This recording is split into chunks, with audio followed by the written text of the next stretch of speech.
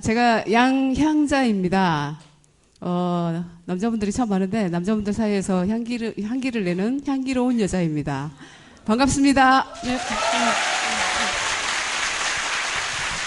네. 다음 모실 분은 개인적으로 저는 저의 라이브라고 생각하기 때문에 박수를 아주 살짝만 쳐주시길 부탁드리겠습니다. 신사의 품격과 사자의 포효를 보여주겠다. 표창원 비대위원.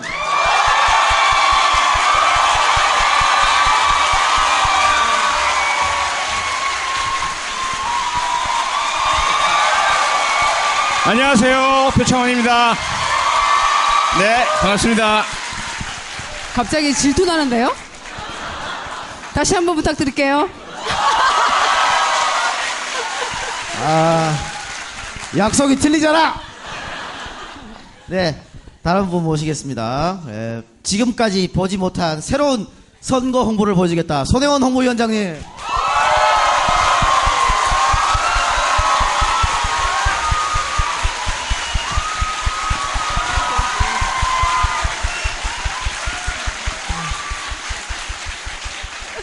장소가 너무 좋습니다. 이렇게 하늘에 딱 보이고 너무 좋고 각도도 너무 마음에 들고 제가 청주를 참 좋아합니다.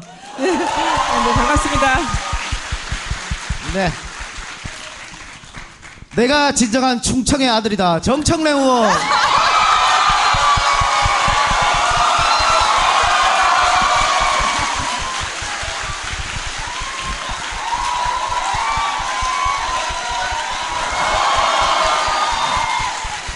여러분 안녕하십니까. 이 시대의 참 사태인 정청래입니다. 제가 사퇴한 이후에 당이 좋아지고 있어. 진작 사퇴할 걸 그랬어. 반갑습니다 여러분. 정청래입니다.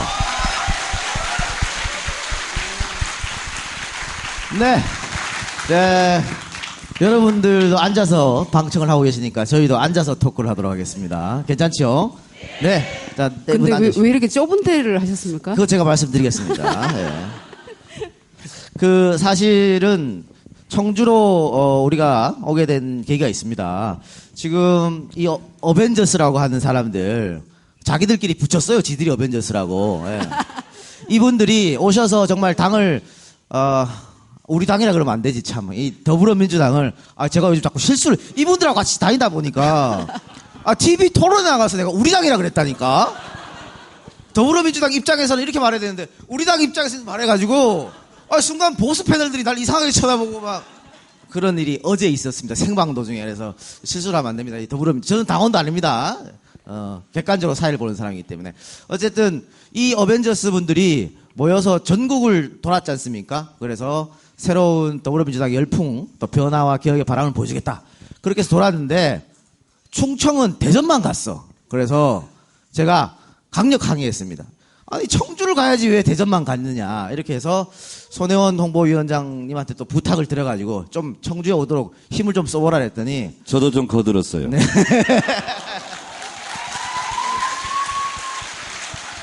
네. 그래서 어떻게 장소를 섭외를 했는데 저한테 연락이 왔습니다. 호프집 큰 데를 얻었다고. 이게 뭐 하는 짓이냐 호프집. 저기 있습니다. 호프집 큰 데 얻었다고 자랑한 사람.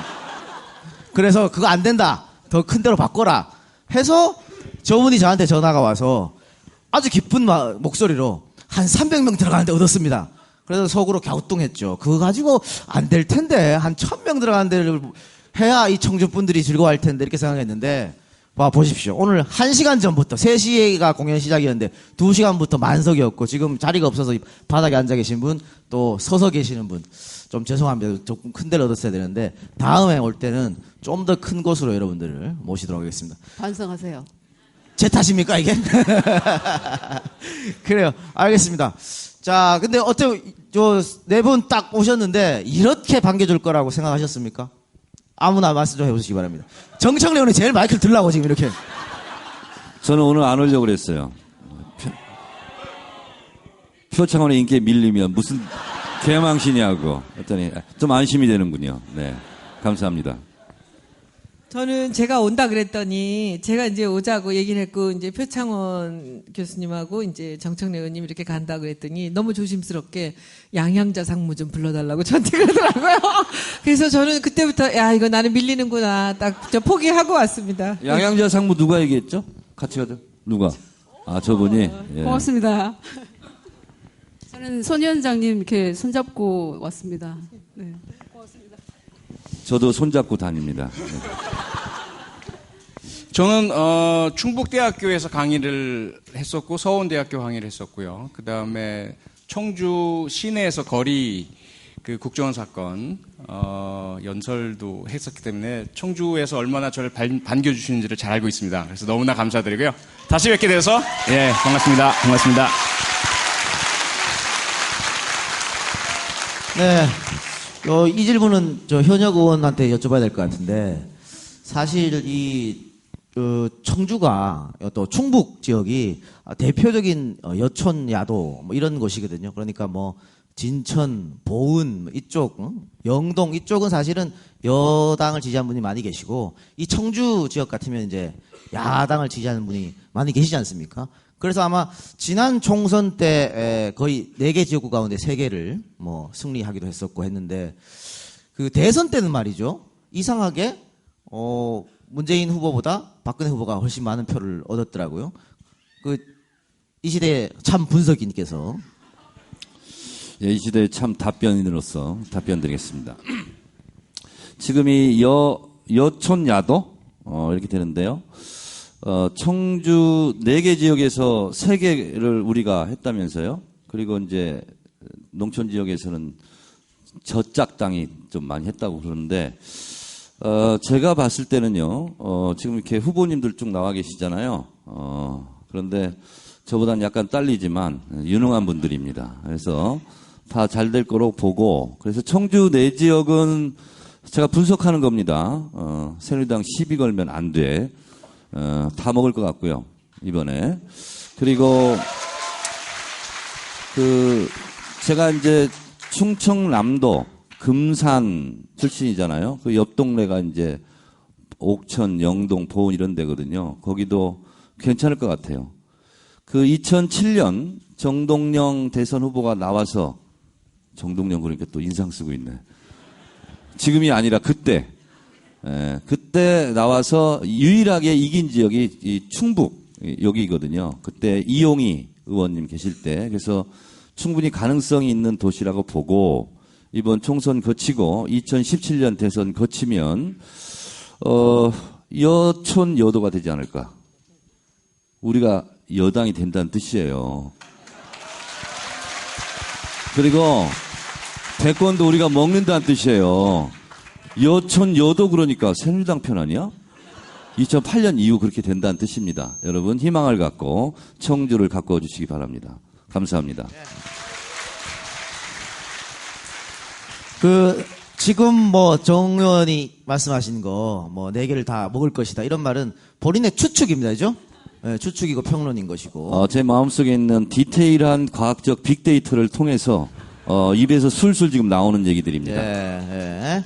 지금 선거 기간이고 이곳에서도 지금 선거관리위원회에서 나와 계십니다. 그러니까 말을 항상 조심히 해주시기를 당부를 드리겠습니다. 공학도인 제가 빅데이터 분석은 더 도와드리도록 하겠습니다. 자, 양상무 해. 예. 네, 어쨌든 정말 모처럼 청주에 왔으니까 청주 이야기를 좀 하는 것부터 시작하겠습니다. 청주하고의 인연이 어떻게 되는지. 사실은 아까 제가 밖에서 만난 분들은 청주 분들이 안 계시더라고. 다 어디 뭐 익산에서 오셨다 그러고 뭐 서울에서 오셨다 그러고 많은데, 어쨌든 그래도 가장 많은 분이 여기 청주 분들이 아마 앉아 계실 것 같아서 청주하고 인연이 어땠는지 한번 여쭤보도록 하겠습니다. 우리 양상무님은 청주하고 좀 특별한 인연이 있으십니까? 사실은 특별한 인연은 제가 없고요. 이 세 분, 저하고 4사람 중에 가장 청주와 가까이 살고 있죠, 사실은. 근데 이제 청주를 생각하면 일단 그 문화예술의 수암골 맞죠. 예. 그래서 그곳을 잊을 수가 없고, 어쨌든 앞으로의 가장 발전 가능성 있는 도시라고 생각이 듭니다. 저도 지금 이제 후보님들 나와 계시는데 청주 발전에 정말 큰 힘을 보태도록 하겠습니다. 네. 양상무님이 그 삼성전자 반도체 출신 아닙니까? 평택까지 지금 반도체 공장이 확장되고 있는데 청주까지 와버릴까요? 아니 예전에 청주가 하이닉스 반도체 있지 않았나요? 네. 네? 아 지금도 있습니까? 그럼 네. 제가 하이닉스로 가야 되나요, 이제? 네. 하이닉스라고 하세요. 이제부터는. 하이닉스의 그 부회장님께서 저의 첫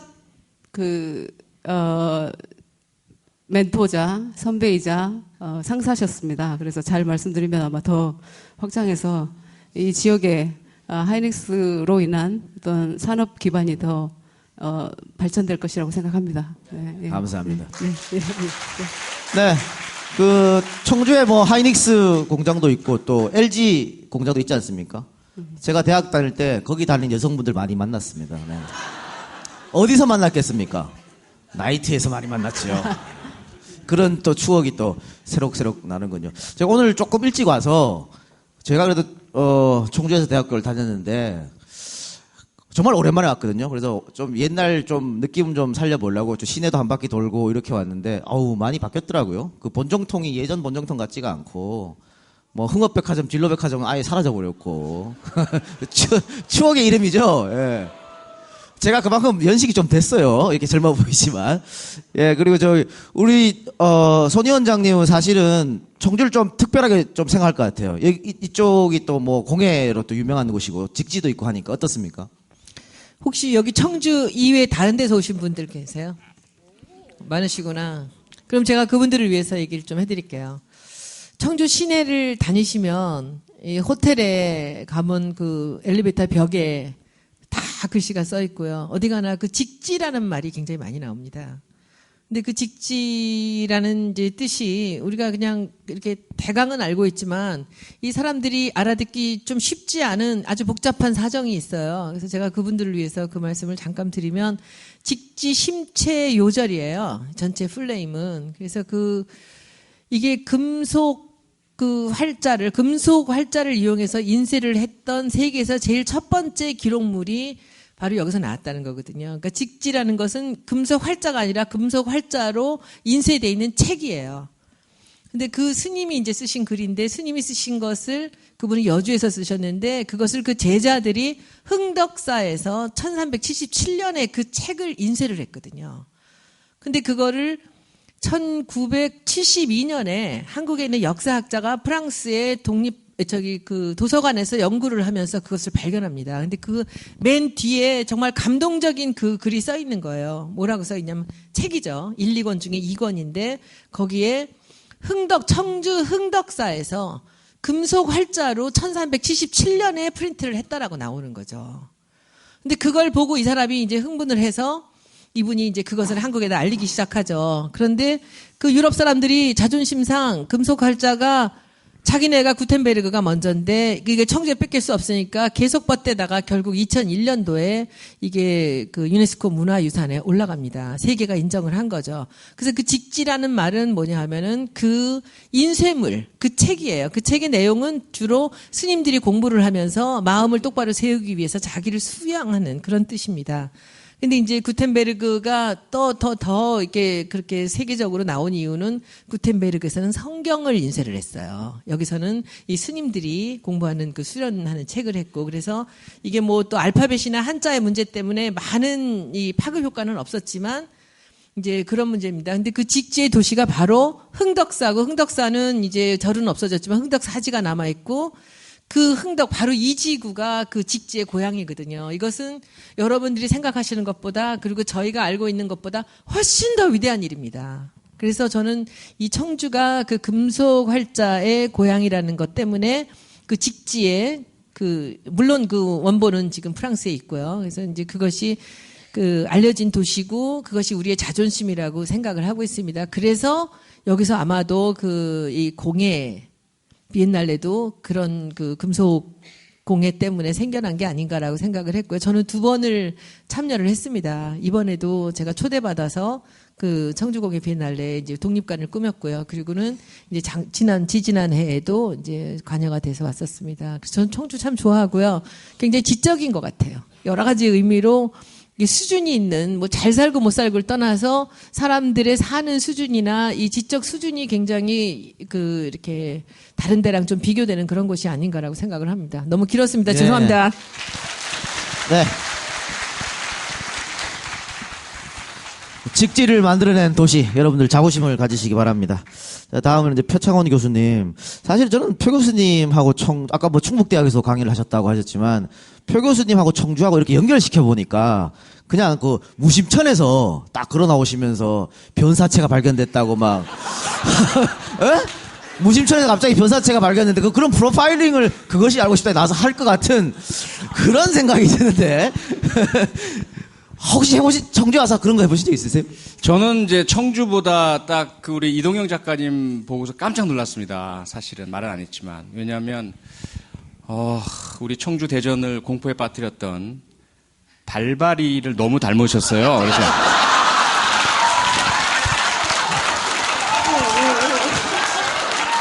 이거 봐. 내가 아까 라이벌이라고 그랬죠? 이거 나 석 죽이는 거야.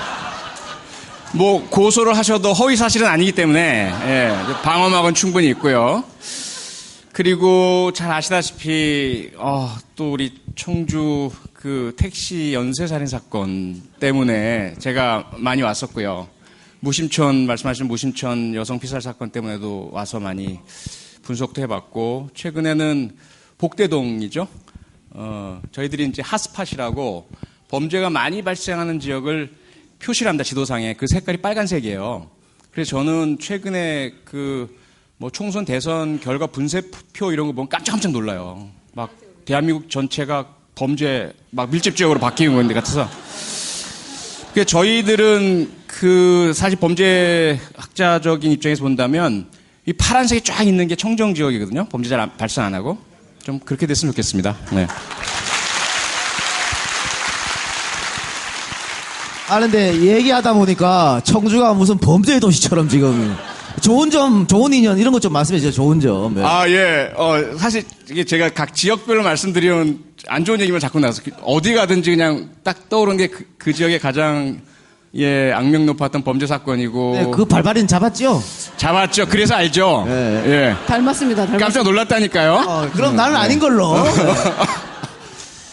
근데 이제 청주는 정말 올 때마다 여러분 다 똑같은 마음이시겠지만 진입로에서부터 플라타너스 그 길이 너무 예술입니다. 그래서 그냥 마음이 평온해지고 제가 아주 좋아하는 음악을 듣고 오면 떠나고 싶지 않은 그런 마음. 근데 갈 때 또다시 똑같은 길로 좀 위안을 주어서 그래도 낫긴 한데요. 그다음에 이제 제 친구 중에 가장 고집 센 친구가 청주 친구예요. 그래서 얼마나 이 충청북도 분들이 심지가 곧고 잘 안 바뀌시는지는 잘 알고 있습니다. 네. 그래도 청주 양반이라고 지금 얼마나 자부심이 높은 분들인데, 그죠? 예. 저도 학교 다닐 때 청주에 원래 고향인 친구들이 많아가지고 맨날 싸웠어. 청주 양반이라고 해서 안동이 더 양반이거든 뭐 이렇게 해서 싸웠는데 참 유치하게 놀았습니다. 죄송한 말씀드리고 우리 정청래 의원님도 뭐 특별히 청주하고 인연이 있을 것 같은데 청주하고 인연을 말씀해 주시면서 이 청주 분들이 사실은 이런 뭐 새로운 또 변화의 열기 이런 걸 많이 보여주고 싶은데 늘 뭐 이렇게 행사하면 꼭 대전으로 가고 청주는 잘 안 오더라고요. 그래서 아마 좀 서운한 점도 있었을 것 같아요. 예, 그런 점 같이 한번 말씀을 좀 해주시기 바랍니다. 표 교수님, 네. 발바리가 마포에도 나타났었거든요. 네, 마포 발발이 있었죠. 마포도 발바리가 있었죠. 네.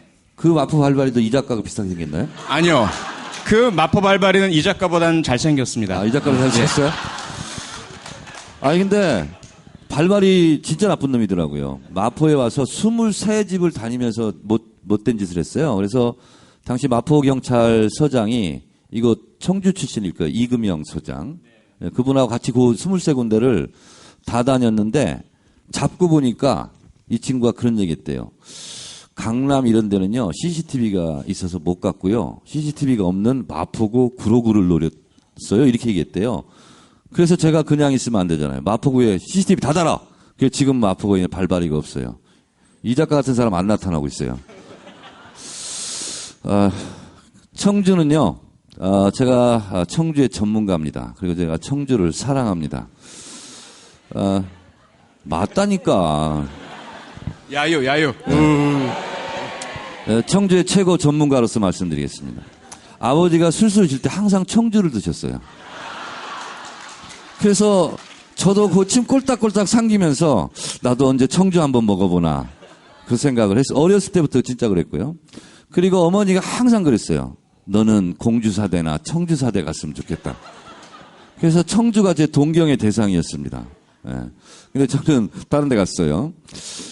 그리고 제가 충청남도 금산, 군 진산면, 성막리, 쓸데없는 얘기 할게요. 10남매 중에 10번째 막내로 태어났는데요. 그거 붙어 있어요.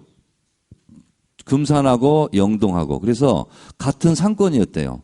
금산 장날 그 영동 분들이 오시고 또 영동 꽃감 사러 금산 사람들이 가고. 그래서 인삼 사러 왔다가 꽃감 사러 왔다가 이제 그렇게 했는데 그래서 저한테는 저도 고향이 충청도니까 상당히 익숙한 사람이죠. 여기에서 충청도 출신은 저밖에 없죠. 저 충청도 며느리.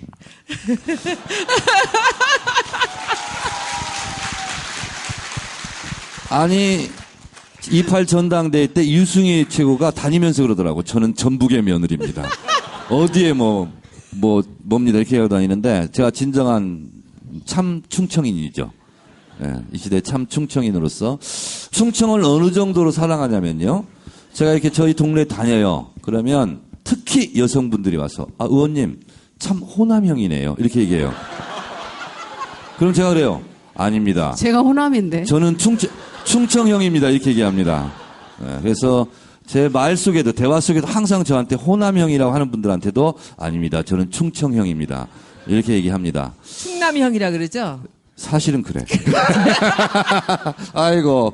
하여튼 여러분들 사랑하고요. 이거 청주 오늘 이 자리에서 청주가 그리고 충북이 충청이 대한민국이 그리고 더불어서 정청래도 잘 되는 그런 시간이었으면 좋겠습니다. 손혜원 홍보위원장도 잘 되시기 바랍니다.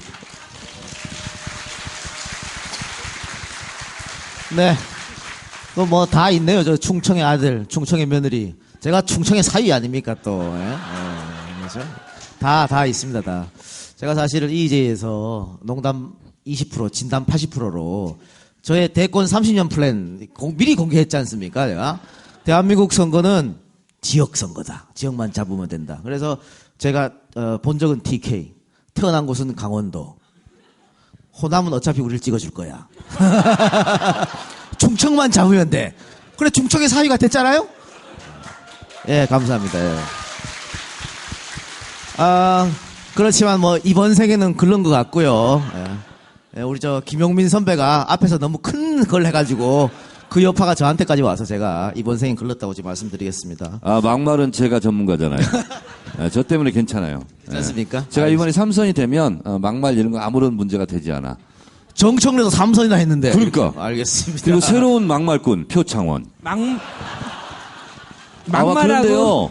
이 이상한 악성 댓글이 달려서 정청래는 어디 가고 표창원이 나타났네. 새로운 막말꾼 막 이렇게 얘기한대요. 그래서 제가 주눅 들지 말라 그랬어요. 저는 막말이 아니라 막 말을 할 뿐이에요. 네. 표창원 교수도 막 말을 하세요. 아니 표창원 교수는 항상 신사의 품격을 보여주겠다는데 왜 갑자기 막말 이미지가 덮어씌워졌습니까? 글쎄요, 최근에 이제 지금 정부의 어떤 개성공단 갑작스러운 잠정 중단이라든지 그로 인한 폐쇄 그리고 뭐 사드 배치 국민의 합의라든지 또는 전략적 고려 이런 것 없이 행해지는 이 급작스러운 어떤 한반도의 평화 파괴 분위기 때문에 많은 비판들을 제가 좀 했죠.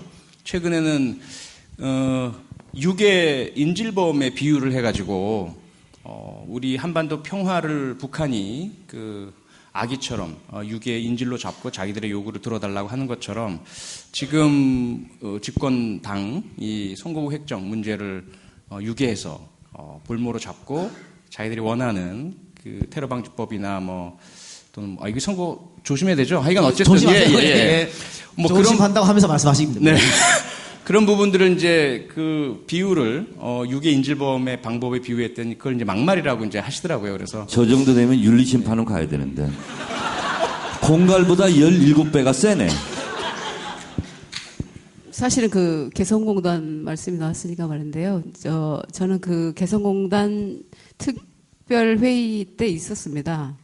네, 제가 정치를 잘 몰랐을 때는 사실 그 언론에서 어떤 대책을 얘기하거나 정부의 대책이 나오면 왜 야당은 저렇게 발목만 잡지? 라는 생각을 사실 했었습니다. 언론만 보면. 그런데 제가 이제 더불어민주당에 들어와서 그런 실질적인 이제 개성공단 회의라든지 이런 부분을 들어가서 보니까 거기에서 그 일했던 분들이 직접 오셔서 심경을 이야기하시고 너무나 고통스러운 모습을 제가 직접 보니까 이게 우리 언론이 정말 잘못됐구나. 그래서 저도 페이북에 글을 올리고 또 발표도 하고 그랬습니다만은 우리가 정말 깨어나야 됩니다. 정말 깨어나야 됩니다. 저 같은 사람이 완전히 깨어났습니다. 네. 예. 예. 그러면은 하나 더 여쭤볼게요. 우리 양자 위원에게. 평상시에 그 회의할 때 그렇게 센 발언을 하지 않았는데 그날 염치 없는 박근혜 정권으로서 굉장히 세게 발언하셨거든요. 그 작정하고 얘기한 겁니까? 미리 준비한 겁니까? 아니면 어떻게? 사실은 그 전날 이제 저도 이제 정치에 들어오다 보니까 사실은 정치 뉴스 이런 걸 잘 안 봤었는데 이제는 정치 뉴스를 가장 많이 봅니다. 밤에 그 쫓겨나는 우리 개성공단 근로자들을 보면서 제가 페북에 얘기했듯이 저는 30년 근무하던 반도체를 정말 제 손으로 그 전날 5시에 입당 기자회견이 1월 12일 날 있었는데 전날 1월 11일 날 아무도 모르게 그냥 퇴임서를 쓰고 나오면서 정말 눈물이 펑펑 났거든요. 그래서 입당 기자회견 때 좀 주책을 좀 부렸는데 죄송합니다. 근데 쫓겨나는 그분들을 보면서 이거는 있을 수 없는 일이다. 지금도 울컥하려고 그러는데 이거는 있을 수 없는 일이다. 그래서 밤을 샜습니다. 그날 제가 그 이야기를 하려고. 진짜 그래서 한숨도 안 잤어요? 거의 못 잤습니다. 그래서 그런데 사실은 저는 이제 박근혜 대통령님을 개인적으로는 잘 모르지만 그래도 어떤 행사에서 정부 행사에서 뵙고 그래도 존경할 분이라고 생각을 하면서 살았습니다. 그런데 정말 이건 아니다 싶은 생각이 들어서 작정하고 욕 바가지로 먹을 생각하면서 했습니다만 국민들 특히 우리 진실된 청주 시민들께서는 저의 그 뜻을 잘 알아주실 것이라고 저는 생각합니다. 그렇죠? 네. 네. 아니, 오늘 보니까 말이죠. 박근혜 대통령 국회에서 시정연설 하는 것 같아. 박수가 너무 많아. 한마디 할 때마다. 근데 다른 점은 그런 거죠. 박 대통령께서 했을 때 박수는 우러나와서 했을까 이런 좀, 그죠? 그러면서 신문 보도에서 그 박수 몇 번 친 거 맨 기사가 나오자. 그걸 뭘 기사를 그렇게 쓴지 모르겠는데 우리는 지금 다 누가 시키지도 않았는데 우러나와서였죠. 우리 행사 끝나고 기사를 좀 실어줬으면 좋겠네. 박수 57번 나와 이런 거지. 근데 제가 현장에 있었잖아요. 되게 웃긴 게 하나 있었어요. 그건 카운트가 안 된 것 같은데 박근혜 대통령이 막 연설을 해요. 근데 박수 칠지 언제 칠까 막 준비를 하잖아요. 이게 타이밍이 놓치면 굉장히 이상한 박수가 돼요. 여러분, 북한이 수소폭탄을 만들었으면 이게 박수를 막 치는 거야. 그 박수 막 치다가 딱 멈췄어요. 그래서 그건 카운트가 안 된 것 같아. 예, 박수 칠 때 치세요. 말 나온 김에 저도 개성공단 이 시대 최고의 전문가로서 개성공단 제가 전문가입니다. 저희 마포구청에서요. 개성공단까지 45분 걸립니다. 출근하는데. 근데 마포구청에서 그 시간에 노원구청까지 가는데 1시간 반 걸립니다. 그만큼 개성공단은 우리의 가까운 데 있었던 곳이고요. 개성공단 계약서를 쓸 때 정지영 명예회장이 물어요. 아니, 개성시 개풍군을 다 합쳐도 인구가 30만이 안 되는데 30만 노동자를 어떻게 충당하려고 하는가 물었더니 김정일 국방위원장이 이렇게 얘기했어요. 그거 간단합니다. 인민군대 옷 벗겨서 보내면 됩니다. 이렇게 얘기했거든요. 실제로 개성공단은 개성공단의 의미를 넘어서 전쟁 방지턱 역할을 했던 거거든요. 저는 개성공단에 여러 번 가봤습니다. 특히 소방소 그리고 배수 정수장 가봤더니요. 한수원 그리고 한국의 소방대원이 지휘부를 형성하고요. 7, 8명이 한 40명이 부하 직원으로 북한 사람들이 일하는데요. 명령하고 하면 다 따릅니다. 북한 사람들이. 그 현장을 산 사무실에서 농담하고 같이 담배 피고 음료수 먹고 하는 걸 보면서 이게 작은 통일이구나 이렇게 생각을 했습니다. 북한의 무력 도발에 대해서는 강력하게 응징해야 되지만 어느 때처럼 김대중 대통령 때처럼 서해 교전해가지고 북한배 박살내버렸잖아요. 그런데 그 시각에 금강산 관광이 이루어지고 있었어요. 그래서 안보와 교류는 어느 한 것을 선택할 선택지가 아닌 거죠. 안보를 튼튼히 하되 북한과의 협력과 대화의 끈은 놓지 말아야 되는 거죠. 지금 그런 면에서 봤을 때 남북관계 외교의 최종의 목표는 국익이어야 되는데 우리 기업들 어떻게 합니까? 124개 기업 그리고 거기에 딸려있는 하청기업 5,000개 거기에 종사하는 12만 명 그리고 거기에 딸린 식구들 이거 어떻게 해야 된다는 거죠? 5.24 조치 이후에 대한민국 최초로 한 국회의원이 피해액을 조사했으니 그게 그 이름 접니다. 정청래. 네. 2013년 국정감사에서 5.24 조치로 남북 경제가 단절되면서 남과 북은 어디가 더 경제적 피해를 입었는가 현대경제연구원에 의뢰해서 조사한 결과를 제가 발표했죠. 북한 피해액 2조 3천억, 남한 피해액 9조 4천억. 북한을 제재하고 응징하려고 5.24 조치를 했는데 그 피해는 우리가 4배, 5배가 우리가 많았던 것처럼 개성공단을 폐쇄함으로써 실제로 그 경제적 피해는 어디가 더 입을까? 이것은 명약관한 일입니다. 저는 이렇게 남북관계를 이렇게 가져가면 안 된다고 생각합니다. 표창원 교수님, 제 말에 동의하시면 박수 한번 쳐주시죠. 예. 사실 그 토크 콘서트 청주에서 한달 했을 때 저 맨 끝에 계신 분은 원래 아니었고요. 우리 4명이서 하려고 그랬거든요.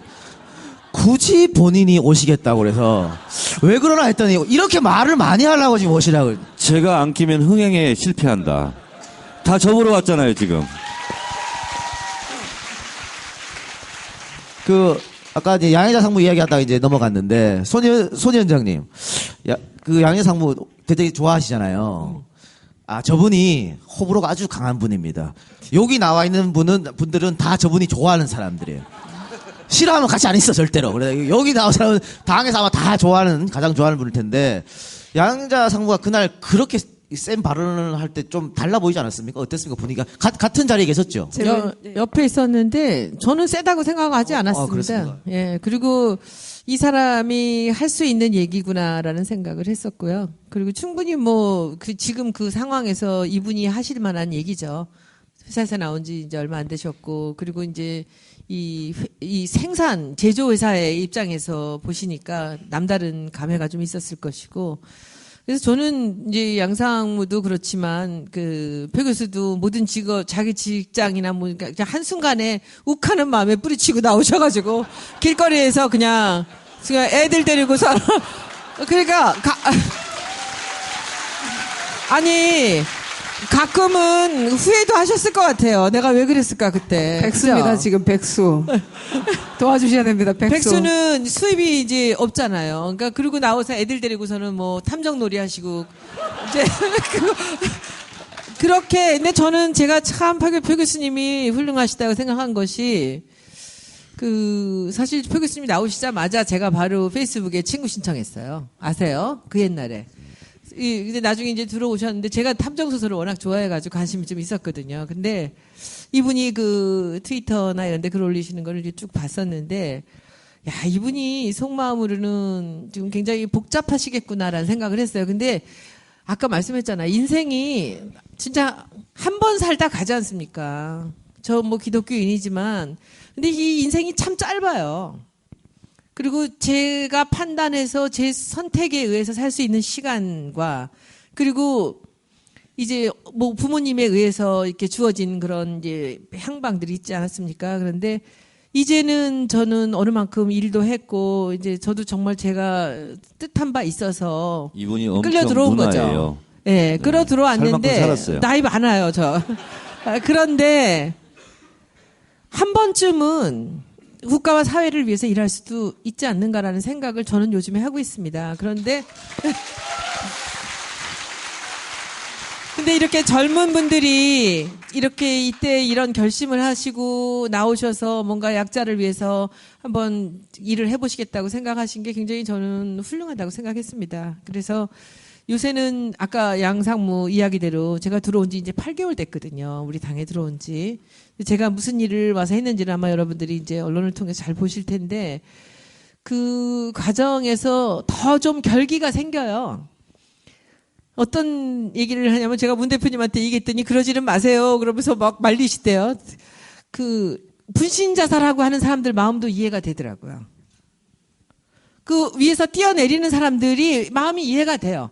오죽 자기가 표현할 길이 없으면 이렇게 했을까라는 생각이 들 정도로 저는 결기가 생겨요. 어떻게 한번 해봐야 되겠다. 그리고 사실은 홍보랑 디자인에 관련되는 부분들은 제 전문 분야이기 때문에 그것은 제가 확실하게 이길 수가 있거든요. 여러분들.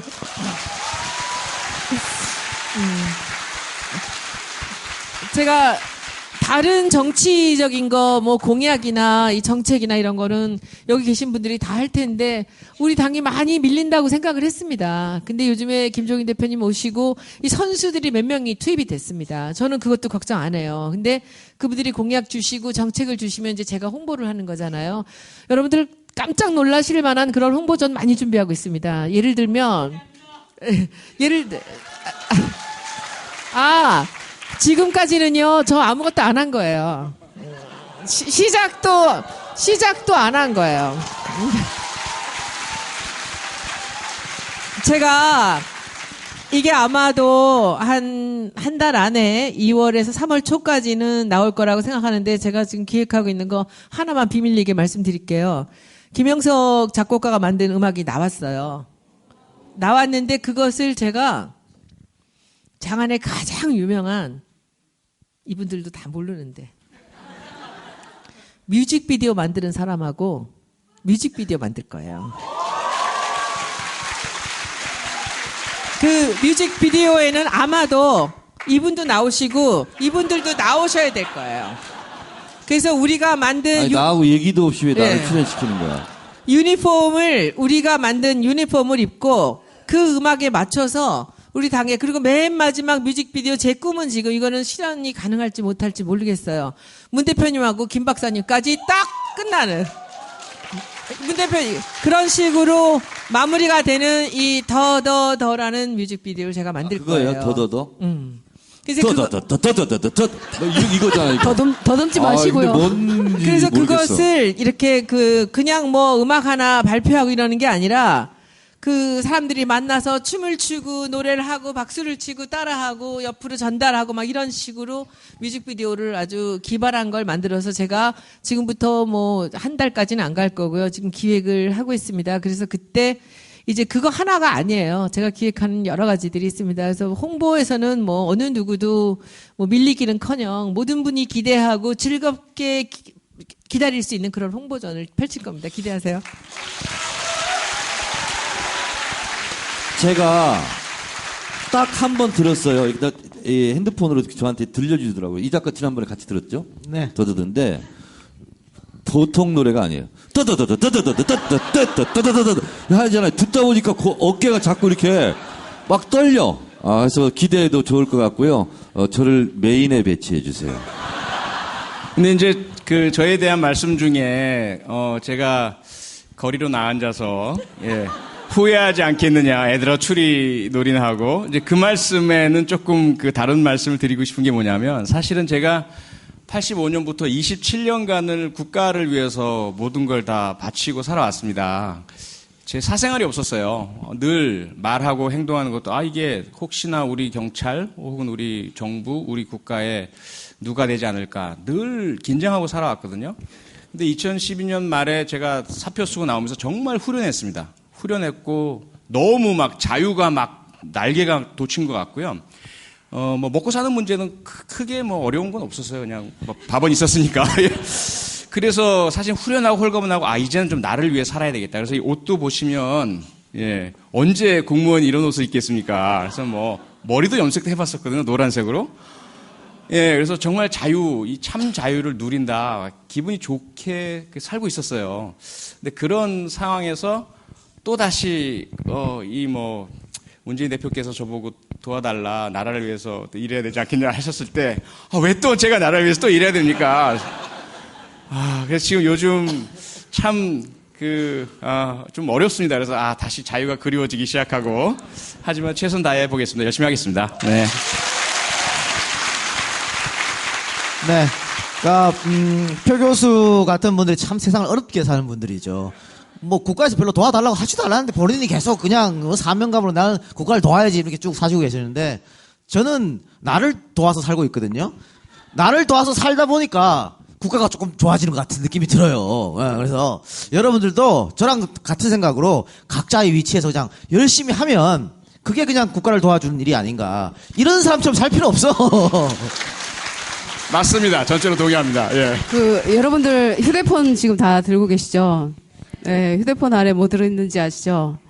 그 안에 저 있습니다.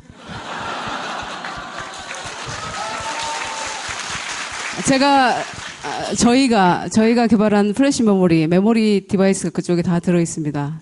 30년 동안 정말 피땀 흘려서 개발한 것들을 여러분들이 쓰고 계신다는 거 알고 계시죠? 그래서 저는 사실은 반도체 개발이 우리나라에서 이제 저희 그 플래시 메모리만 해도 25년 동안 1위를 하고 있어요, 세계에서.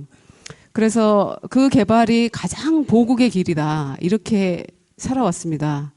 30년 일하고 더 30년을 계획하고 있는 차에 저도 표 교수님과 마찬가지로 문 대표님이 도와달라 하시는 말씀에 그 사슴 같은 눈망울에 뚝뚝 떨어지는 그 모성 본능을 자극하시는 그래서 이렇게 나와 보니 삼성 안에서 했던 일도 중요하지만 또 나와서 해야 될 일도 많다라고 정말 느꼈습니다. 그런데 저 같은 사람은 혼자 못합니다. 여러분들이 정말 함께 해주셔야 됩니다. 그래서 다 밖으로 나오셔야 됩니다. 해주실 거죠? 네. 네.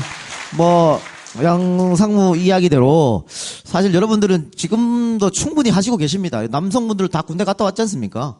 그만큼의 충성이 어디 있습니까? 국가에 대해서. 또 물 지금 사 드시고 계시는데 좀 물 하나 살 때도 다 여러분들 부가세 다 내잖아요. 그죠? 여러분들 다 하고 있어 지금. 그러니까 이제는 여러분들은 할 일 다 하고 있으니까 국가 보고 제대로 좀 하라 이렇게 말씀을 하셔야 됩니다. 근데 제대로 좀 하라고 하면 제대로 하라 그러면 막말한다 그래요. 예. 그러면 말하지 말고 투표로 보여주시기 바랍니다. 예. 어디 찍으라고는 말하지 않았습니다. 예. 투표로 보여주시기 바라고. 자, 지금 저희가 공연 시작한 지 50분이 지났거든요. 절반 정도 왔는데 아직 오프닝 멘트를 하지 않았어요. 지금 급하게 지금 아까 저기 종이를 주더라고. 오프닝 안 했습니다라고. 오프닝 안 했으니까 제가 오프닝을 하게 되면 여러분들은 마치 처음인 것처럼 우리 5명과 처음 만난 것처럼 뜨거운 박수를 보내주시면 되겠습니다. 이 박사와 이 작가 EJ. 웃으면 안 되잖아. 웃으면 짜고 친 것 같잖아. 웃지 말고 마치 처음 듣는 것처럼. 이 박사와 이 작가 EJ 청주 토크 콘서트 시작하겠습니다.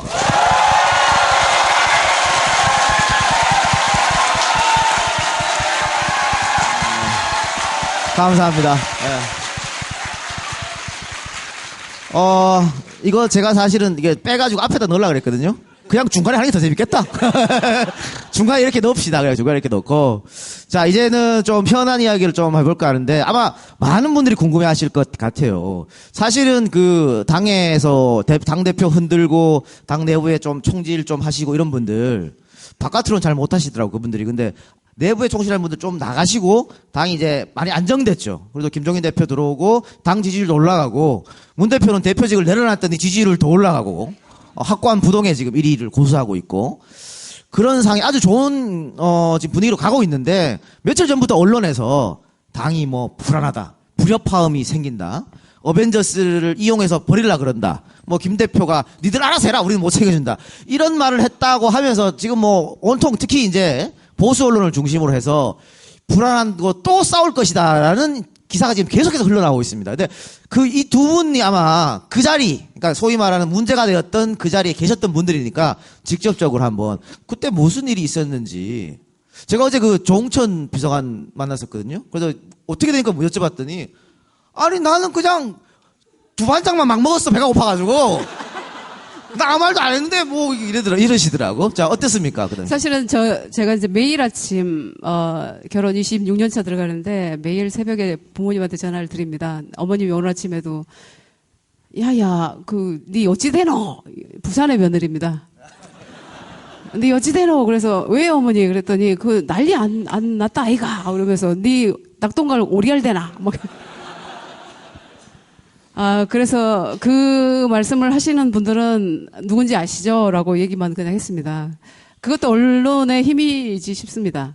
근데 제가 그 자리에 있었는데 사실은 이제 제가 가장 공감했던 이야기가 우리 김종인 위원장님께서 저도 영입이 됐습니다.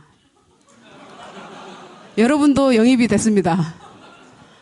그래서 정말 저는 동병상련의 마음으로 들었는데 그리고 제가 이제 긴 시간은 아니지만 그분의 인품, 그분의 어떤 경제에 대한 박식함, 깊이가 어딘지 잘 모르겠습니다.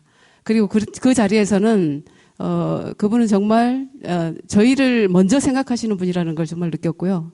항상 먼저 저희한테 근데 그게 와전이 됐을 수도 있다는 생각을 한 게 먼저 생각해 드립니다. 혹시 먼저 하실 수 있으면 뒤에서 충분히 돕겠습니다. 이 말이 너희들이 가서 먼저 정해. 알아서 정해. 뭐 이렇게 해버릴 수도 있겠다는 생각을 했는데 거짓말이라고 사실은 그렇게 얘기할 가치도 없고요. 저는 거기에 대해서 한마디도 사실은 대응할 가치가 없다고 생각했기 때문에 한마디도 안 합니다. 잘 판단해 주시리라 믿습니다. 네. 표 교수님. 우선 제가 그 보도들이 난 다음에 올린 트위터 글 기억나는 대로 말씀을 드리자면 페이스북에 올렸네요. 익명을 요구한 메이저 언론사 및 그 산하 종편 방송사 기자와 제작진에 의하면 본인들의 의사와 달리 정권 편향적인 보도와 야권 분열 야기하는 보도를 집중적으로 하게 되어 양심의 가책을 느끼고 있다. 인용, 앞뒤. 그리고 느낌이 어떠십니까? 라고 올렸습니다. 밑에 댓글이 엄청나게 달렸어요. 그러니까 그건 풍자거든요, 사실은. 그러니까 우리 오찬에 대한 그쪽의 보도가 얼마나 허위이며 추측이며 분열 조장인지를 보게 하기 위해서 언론사 내부에서 우리가 저런 일도 있을 수 있겠구나라고 알 수 있는 짐작할 만한 내용들을 제가 인용부여 넣어서 마치 이것이 보도 내용인 것처럼 했더니 모든 분들이 그걸 사실로 받아들이시는 거예요. 제가 그 어떤 누군가의 지금 바로 이야기를 듣고 이 종편 내에 상황을 알려주는구나. 충분히 그럴 만하다면 막 욕과 비난이 막 쏟아진 거예요. 그 방송에 대해서. 사실을 말씀드리자면 그 똑같은 겁니다. 물론 그게 사실일 수도 있겠죠. 일부는 양심의 가책을 느끼고 있을 수도 있겠죠. 그렇지 않을 수도 있겠고요. 그런 일이 있을 수도 있겠고 아닐 수도 있을 겁니다. 근데 문제는 뭐냐면 우리 그 당시 오찬장의 분위기를 정확하게 전달하자면 딱 내자 화기애애 그게 모든 것들을 설명해 주는 말입니다. 그리고 그 당시에 그 전에도 워낙 잘 아시다시피 지금 저 집권 여당 쪽에 공천을 둘러싼 갈등이 엄청나게 심하잖아요. 비박과 뭐 친박, 진박해서 그래서 막 분열 양상까지 가니까 우리에게도 우리 야당 쪽에도 분열이 심각하다라는 것을 보여줘야만 그림이 된다라는 그러한 이 방송 언론가의 어떤 흐름이 분명히 감지가 됐습니다. 근데 그 포인트가 어디냐면 바로 우리들이었거든요. 새로 영입된 인사들이 지역구 신청하거나 뭐 이런 사람이 별로 없더라. 그리고 아마도 그 안에서 당연히 현역 의원 또 지역에서 뛰는 예비 후보들 이런 분들 다 계신데 쉽게 꽂아넣기 힘들 것이다. 그러면 아마도 이 안에서 갈등이 나오지 않겠느냐. 그리고 그런 이야기를 보도하게 되면 또 그 보도에 따라서 없던 갈등도 생기겠다. 뭐 이런 식의 흐름이 있었던 것 같아요. 근데 저희들 그 당시에 오찬 분위기는 전혀 그게 아니었고요. 마이크 대고 서로 얘기해서 얼마든지 누구든지 들어도 문제 없는 내용들이었습니다. 가장 중요한 것은 뭐냐면 어쨌든 그동안 우리 더블 어벤져스가 전국을 순회하면서 우리 당의 지지율을 확 끌어올리고 관심을 높였던 것. 이 부분을 고마워하고 칭찬하시는 게 우리 김종인 비대위원장님 오찬 초청 목적이었어요. 그 부분은 상당히 많이 말씀하셨고 저들에게 고맙다고 말씀을 하셨고요. 그러다가 이제 오고 가는 와중에 그럼 앞으로 이제 다들 공천 문제나 총선의 역할들이 있을 텐데 당이 출범한 지 새로 정비한 지 이렇게 오래되지 않아서 전략들이 완전히 굳어진 상태가 아니다. 그래서 만약에 당의 전략에 따른 각각의 그 역할 부여를 기다리고 있는 분들은 조금 시간이 걸릴 테니까 참아주고 그 사이에라도 본인들이 만약에 선호하는 지역이 있다든지 하게 된다면 빨리빨리 가서 자리 잡아서 만약에 그곳에서 노력을 하고 있다면 당이 최대한의 지원을 해주겠다. 이런 말씀이셨어요.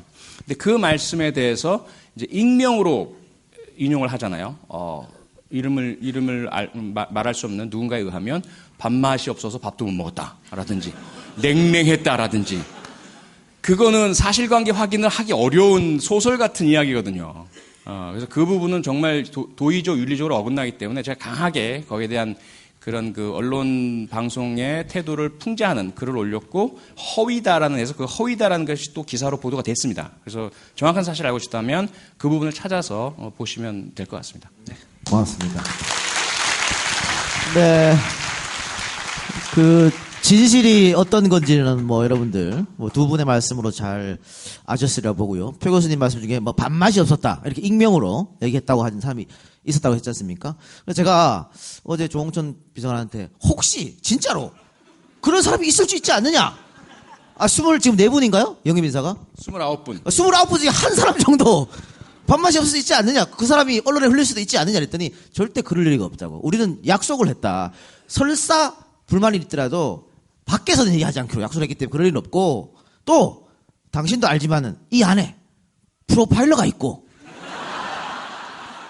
청와대 공직기강 비서관이 있고 국정원에서 일했던 사람이 있는데 본인이 한두 명이 나가서 말한 순간 바로 누군지 안다. 그래서 절대 그럴 일 없다. 이런 말씀을 이제 해주셨어요. 그래서 그건 이제 언론의 소설이다. 이렇게 결론을 내리고요.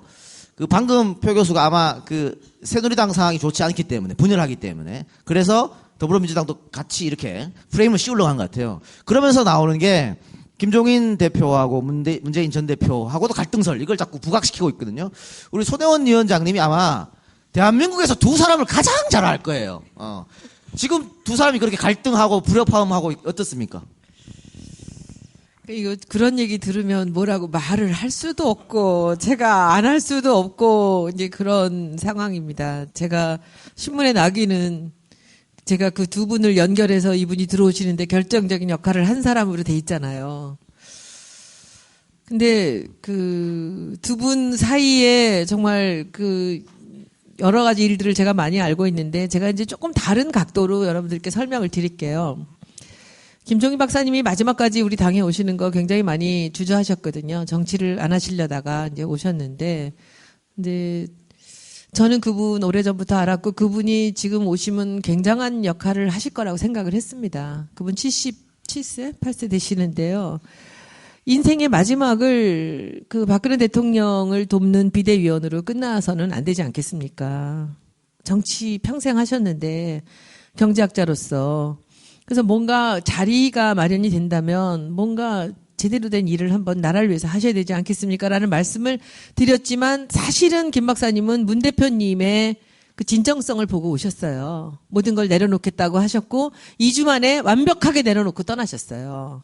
그리고 비대위, 선대위 뽑을 때 한마디 전화도 안 하셨다는 거예요. 그런데 저는 이제 이번에 개성사태 났을 때 그 문 대표님이 하시는 얘기와 김 박사님 하시는 얘기가 두 분이 이렇게 다르시잖아요.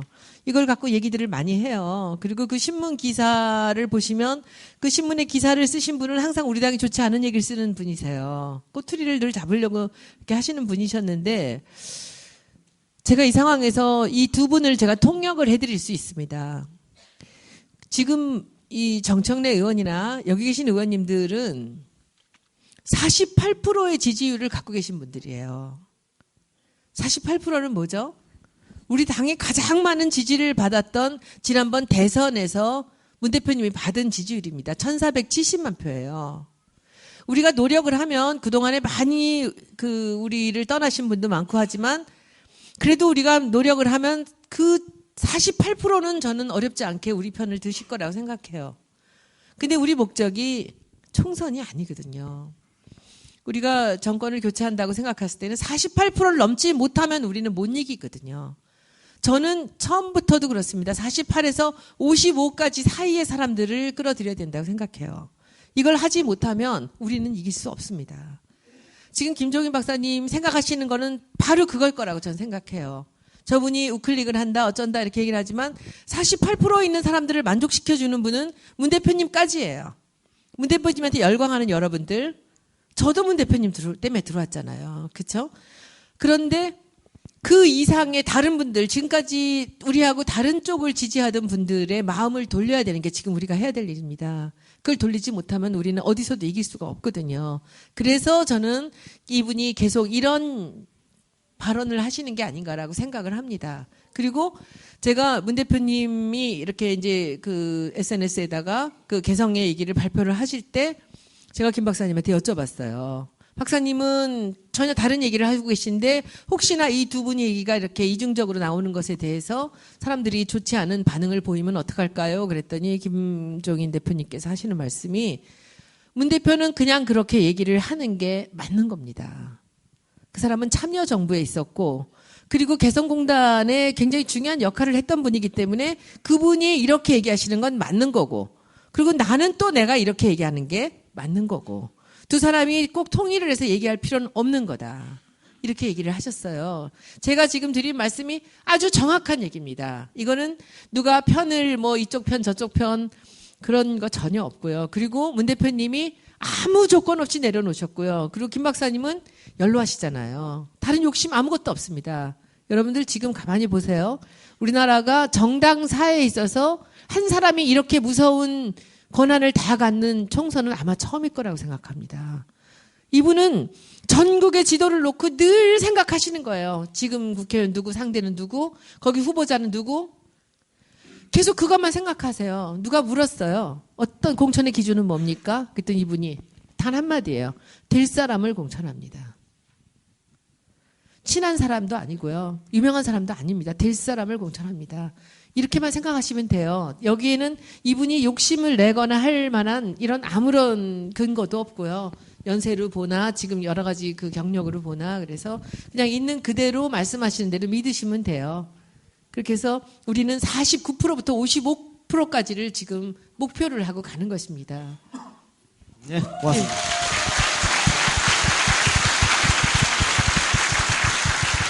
네, 그 가장 문제된 기사를 아마 조선일보에서 쓴 것이죠. 그런데 우리 정청래 의원님 조중동과 맞서 싸우고 있는 그 노무현 이후로 최고로 조중동과 맞서 싸우는 정청래 의원님. 네, 바로 접니다. 예, 언론에서 이런 식으로 당내 갈등을 부추기는 이유 또 뭐 해결 방법이 있으면은 해결 방법까지 말씀해 주시기 바랍니다. 예, 남들이 하는 얘기를 이렇게 오랫동안 아무 소리 하지 않고 경청한 적이 처음입니다. 예, 경청할 가치가 있는 얘기들이었죠. 예, 저는 원래 저만 알아요. 달려라 정봉주 그 책도 76페이지만 읽었어요. 내 얘기 나오는 거. 진짜가 나타났다도요, 다 안 봅니다. 저 나오는 것만 끊어서 이렇게 봐요. 손혜원 홍보위원장이 뭔 얘기인지 잘 모르는데, 오늘 잘 얘기 들었는데, 다 맞는 말씀이고,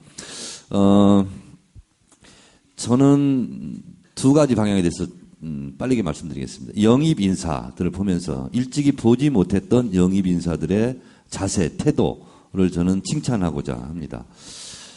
이분들은요, 어떠한 뇌락도 받지 않고 오신 분들이에요. 아까 몇 분이라고 그랬죠? 29분. 29분한테 들어오면 비례 몇 번 주겠다. 지역구 어디 주겠다. 보통의 지금까지 경우는 다 그렇게 해서 영입을 해왔습니다. 왜냐하면 너 경선해. 그럼 안 들어오거든요. 근데 최초로 아마 정당 사상 최초일 겁니다. 어떠한 약속과 내락을 받지 않고 들어온 영입인사. 이분들이 그래서 저는 착하고 어떻게 보면 순진무구해. 좀 안 됐어. 뭘 모르죠? 이게 이제 첫 번째고요. 두 번째는 보통 영입인사들이 들어오면 어쨌든 득표에 도움이 되는 분들이 들어오지 않겠습니까? 그러면 유명한 사람들, 뭐 잘 나간 사람들, 그 분야에서 일가를 이룬 분들, 전문가들, 뭐 이런 분들 아니겠어요? 그럼 그분들이 들어와서 보통 당이 나를 위해서 무엇을 해줄 것인지 그것만 고민해요. 근데 이분들은 당에게 내가 무엇을 하지? 이걸 고민하는 분들이야. 그래서 이것이 두 번째 특징입니다. 지금 영입인사들이. 그리고 보통 영입인사들이 들어오면은요, 이렇게 29명 떼거지로 들어오잖아요. 그럼 서로 앞에 서려고, 서로 가운데 사진 찍으려고, 그렇게 노력하거든요. 근데 보세요. 이분들 더불어 어벤져스 할 때 있잖아요. 보통 보면 가운데 사진 찍히는 사람이 로테이션을 돌아가고 있어요. 자기들도 모를 거예요. 이것은 예리한 나밖에 못 보는 거야. 네? 어떤 때 보잖아요. 그러면 영입인사 1호가 표창원이고 또 영입인사 그 앞선 영호가 손혜원이잖아요. 그러면 1번, 2번, 3번, 4번 이렇게 서야 되잖아요. 보통. 우리 최고위원들도 득표수 순서대로 앉잖아요. 근데 여기는 순서가 없어. 엉망진창이야. 어떤 때 보면 표기수 있잖아. 저쪽 가가지고 얼굴이 반쪽 잘려가지고 나와. 아, 어떤 때 아니라 저는 늘 맨 가에 섭니다. 맨 가에 있고. 예. 그 다음에 제가 섭니다. 그래서 이분들 있잖아요. 그런 걸 잘 모르는 아주 바보같이 순진한 사람들이야. 이게 세 번째 특징입니다. 그런데 이제 공천이 이제 임박해 있잖아요. 그러면 이분들도 마음이 급하다고 저는 생각을 합니다. 그런데 겉으로 내색을 하지 않습니다. 저는 김종인 박사와 그 오찬 자리에서 무슨 불편한 얘기를 했을 거라고 생각하잖아요. 왜냐하면 제가 지금까지 말씀드린 그 세 가지 이유를 봐서 싹수가 괜찮아. 그래서 그런 얘기를 했을 리가 없고, 저는 그 19대 국회에 들어서요. 1년 365일 하루도 쉬지 않고 하루 동안 평균을 내봤어요, 제가. 기사가 난 게 63회입니다. 오죽하면 다음 포탈 인기 인물 검색어 제가 7위를 했겠어요. 거의 욕이에요. 예? 근데 좋지 63회가 않은 다 기사. 욕이죠, 욕. 저 칭찬하는 기사 있겠어요? 근데 그런 걸 많이 당해본 사람으로서 얘기하는데, 기사는요, 자기들의 주장입니다. 자기들이 쓰고 싶은 거 쓰고요. 그리고 다른 사람 말이 멘트가 필요하면 괄호를 미리 쳐놓습니다. 그리고 거기에 퐁당 이름을 넣는 거예요. 그리고 그 멘트들은요, 자기들이 다 손본다고 보시면 됩니다. 이걸 보고 뭐라 그러죠? 마사지 한다고. 그래서 다 나오는 거고, 표 교수님 참 신인이지만 예리하네. 왜냐하면 새누리당이 저렇게 분탕질을 치고 있으니까 여기 또 맞춰야 돼요. 그것을 이럴 때는 기계적 중립으로 맞추는데 다른 때는 또 안 맞춰요. 멋대로 해요. 그래서 저는 저희 국회의원들은 4년간 비정규직이지 않습니까? 선출을 돼야 선택을 받아야 국회의원 하잖아요. 선출되지 않는 권력, 입법, 행정, 사법 그거 이상의 권력의 갑질을 하고 있는 언론을 바로잡지 않고서는 나라가 바로 설 수 없다. 이 연사 강력하게 주장하면서 제가 한마디만 더 드리면 앞으로도 아마 그 많은 어려운 이야기들을 들으실 겁니다. 왜냐하면 잘 아시다시피 선거란 것은 거의 뭐 전쟁이라고 하지 않습니까? 이 자리에도 사실은 경쟁되는 예비 후보님들이 나와 계시고요. 저희들 신진 영입 인사들 같은 경우에 많이 알려져 있다 보니까 특정 지역을 선택을 하면 그곳에서 오래 일하시던 분들은 싫어하십니다. 왜 여기 옵니까? 딴 데 가죠. 싫어하는 정도가 아니라 죽이려고 그러죠. 예. 왜 내 지역에 그러니까 왔어? 참 어려운 부분들이 많습니다. 그래서 그 저희들 내부에서도 상당히 많은 이야기를 하고 있고요. 그래서 저희들의 원칙은 뭐냐면 가능하면 좀 다른 분들께 그 어떤 다른 분들의 어떤 자리를 뺏는다든지 이렇게 되지 않도록 하기 위해서 노력을 하자. 하지만 가장 중요한 것은 당 아니겠는가. 당이 전체적으로 총선에서 승리를 해내야 대선에서 승리할 수 있는 힘을 받게 되니까 저희 영입인사들의 목표 딱 하나예요. 문 대표님이 대부분 요청을 하신 것이기도 하지만 대한민국을 바꾸기 위해서는 정권 교체가 필요하고 정권 교체를 하려면 대선 승리를 해야 하고 대선 승리를 하려면 이번 총선에서 반드시 우리가 최대한의 성과를 거둬야 한다. 그럼 저희들이 할 역할은 뭐냐? 저도 언론에서 말씀드렸죠. 만약에 우리가 집단으로 불출마 선언을 해서 우리가 총선 다 승리한다. 우리 그것도 할 각오가 다 돼 있습니다. 이거 뭐 정치 안에서 다 먹고 살 수 있는 사람들이에요. 그런 각오인데 그게 현실적으로 그걸 원하시는 게 아니다 보니까 저희들이 가급적 많이 살아나서 어떤 의석을 확보하기를 당이 전체 원하시고 여러분도 원하시지 않습니까? 그렇죠? 선거법. 예. 조심하시면서. 예. 그러니까 어쨌건 그래서 그 과정에서 이건 뭐 정치의 기본적인 그 절차를 말씀드린 거니까 그 과정에서 예를 들어 잡음이 들릴 수 있습니다. 그럼에도 불구하고 모든 곳에 빈자리가 있는 곳은 없거든요.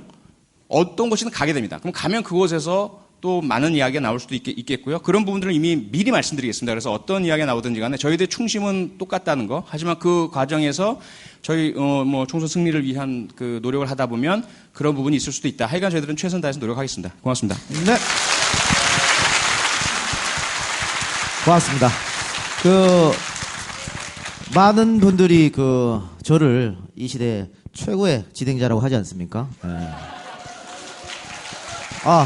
정청래 의원이 아닌 걸 증명하려다가 크게 한번 당한 적도 있었고 한데, 사실 진행자들은 적재적소에 제대로 된 질문을 하고 또 이렇게 때로 토크할 때는 이 출연자들 발언의 균형을 맞춰줘야 됩니다.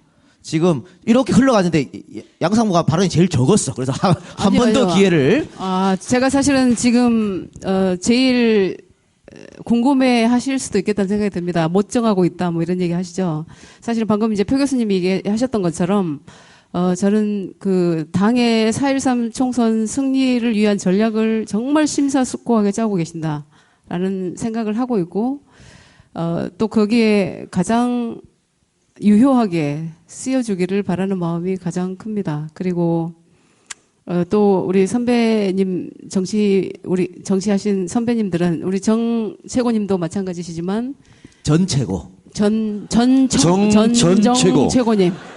정 최고. 지금은 그냥 평의원이에요, 평의원. 예. 네, 저도 이제 인생 후반을 어떻게 살아야 될 것인가를 결정을 했고, 그래서 이 길로 왔고, 근데 그 일을 하기 위해서는 분명히 저도 들어가야 된다라는 사실이 가장 우선적으로 되고요.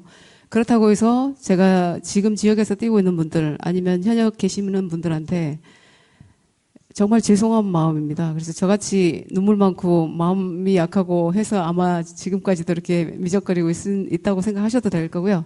며칠 안 걸릴 겁니다. 그래서 조금 더 기다리시면 우리의 전체적인 그림이 나와서 뛰도록 하겠습니다. 네. 네, 예.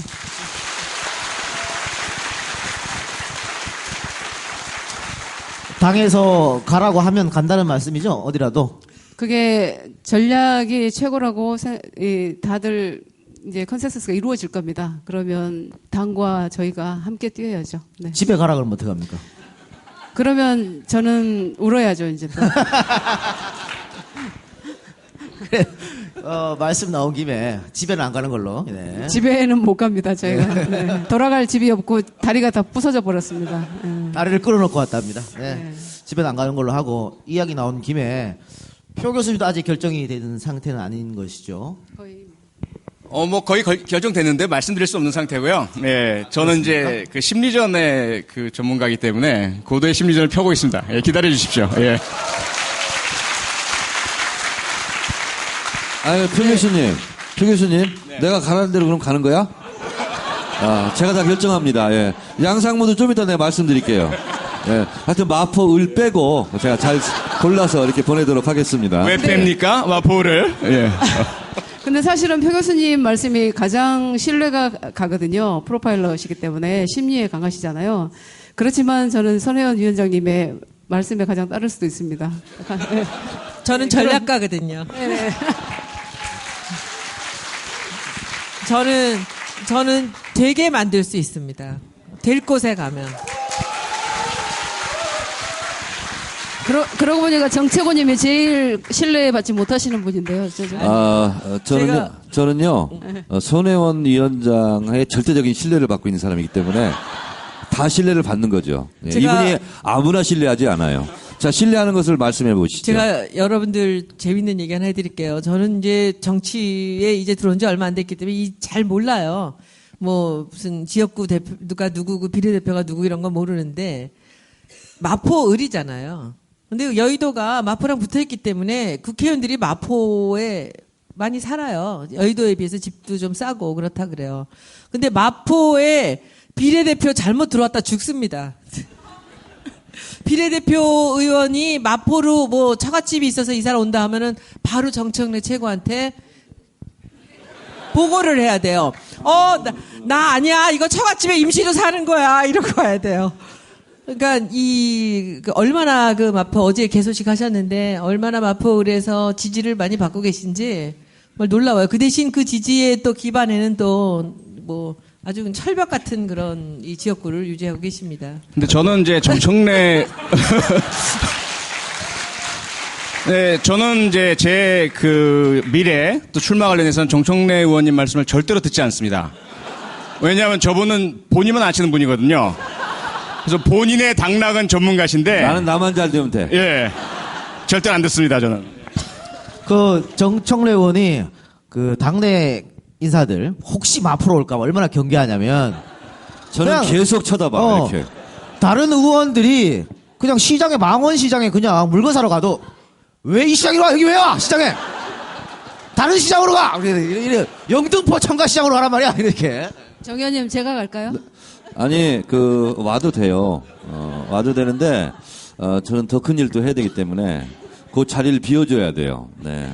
그래서 오셔도 되는데 서포터로 갑니다. 무작위 서포터. 손톱을 할킬 거야. 그 말 나온 김에 또 한 말씀 드리면 이제 사실은 이 영입인사 이분들이 말은 안 해도 신사의 품격을 지키느라고 얼굴에 낯빛은 드러나지 않지만 속은 썩습니다. 사실은. 왜냐하면 지금 결정된 게 별로 없어요. 없어서 제가 또 이 시대에 참 컨설팅 하는 사람 아닙니까? 그래서 저한테 실제로 문의 전화가 많이 옵니다. 정 전 최고님 이럴 때는 어떻게 해야 되나요? 근데 저는 이제 일반적인 얘기밖에 못 드리고 저는 이번 선거가 재미있는 저 개인의 관전 포인트는 그렇습니다. 아까 손혜원 위원장도 잠깐 얘기했듯이 이렇게 1인에게 모든 권력이 집중된 적이 야당사에 없습니다. 김대중 대통령 때에도 이런 권한을 다 갖지 못했어요. 그래서 조금 생각이 다르고 약간 정체성에 대한 이러저러한 시시비비가 있는 것은 분명하고 저는 그 부분에 대해서 개인적인 주장은 있습니다. 그러나 주장을 하지 않는 이유가 있어요. 똘똘 뭉치는 모습, 그래서 단결했을 때 우리 당이 얼마나 큰 힘을 폭발할 수 있을까. 이것을 저는 굉장히 흥미롭게 지금 개인적으로 지켜보고 있습니다. 다행히 그래서 약간의 차이가 있고 이렇게 있지만 한 목소리를 내면서 한번 가보자. 그 생각이 내 생각과 조금 다르더라도 그것이 총선 승리에 얼마만큼 기여하는 어떤 임상 실험의 결과가 이번에 나오지 않을까 그렇게 생각이 들어서 저도 뭐 김종인 박사 하시는 말씀을 다 제가 100% 동의하는 게 아닙니다. 그리고 문재인 대표가 말씀하시는 것을 저는 다 100% 동의하는 건 아니에요. 그러나 한번 지켜보자. 그리고 이번에는 진짜 하나된 목소리로 하나된 몸짓을 한번 띄워보자. 그랬을 때 자기의 주장과 이런 것을 목소리를 좀 내서 시끄럽게 하는 것보다 오히려 더 결과가 좋다면 단결이 총선 승리에 대선 승리에 제1의 무기가 된다면 이것이 좋은 선례가 되지 않을까 그런 생각이 들어서 손혜원 홍보위원장이 저를 막 씹어도 저는 가만히 있습니다. 네. 예. 더불어민주당의 비상대책위원으로서 평의원 정청래의 태도에 칭찬을 드립니다. 네.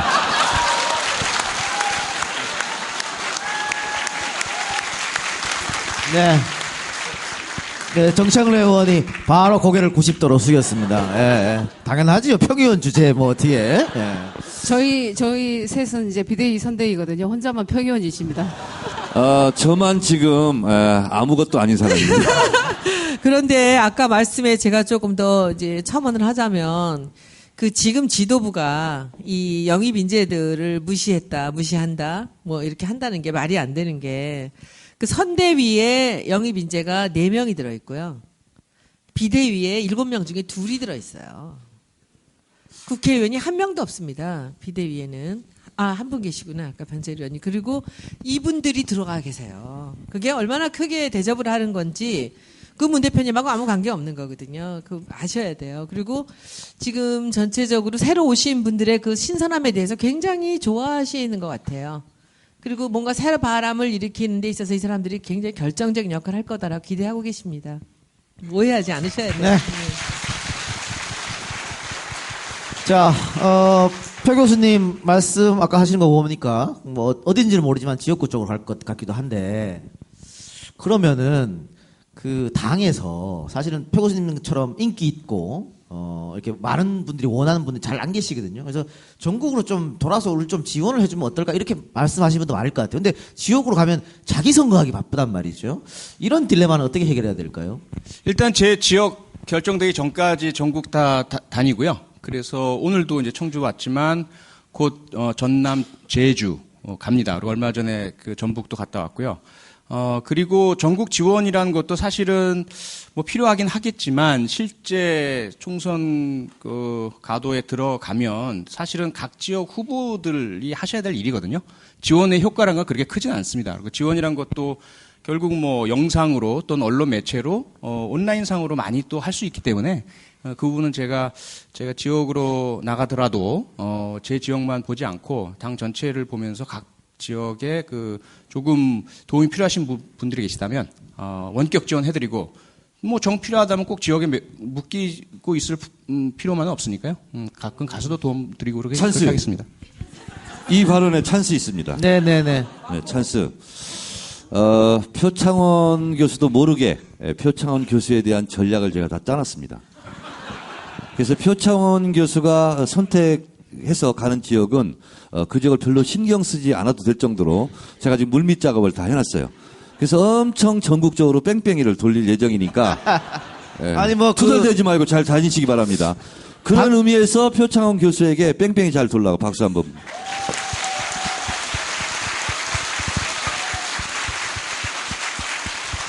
네. 그 뭐 당에서 뺑뺑이 돌리는 것은 뭐 어쩔 수 없는 일이고요. 오늘 제가 이 청주 콘서트를 하면서 느낀 점이, 하는 도중에서 계속 느낀 점이, 정말 꽉 메웠지 않습니까? EJ 토크 콘서트를. 그래서 당은 그냥 뭐 당대로 하든 말든 뭐 난 모르겠고, EJ 토크 콘서트가 이 청주만큼만 성황이 되면, 이거 그냥 나도 전국을 한번 볼까 싶기도 하거든요.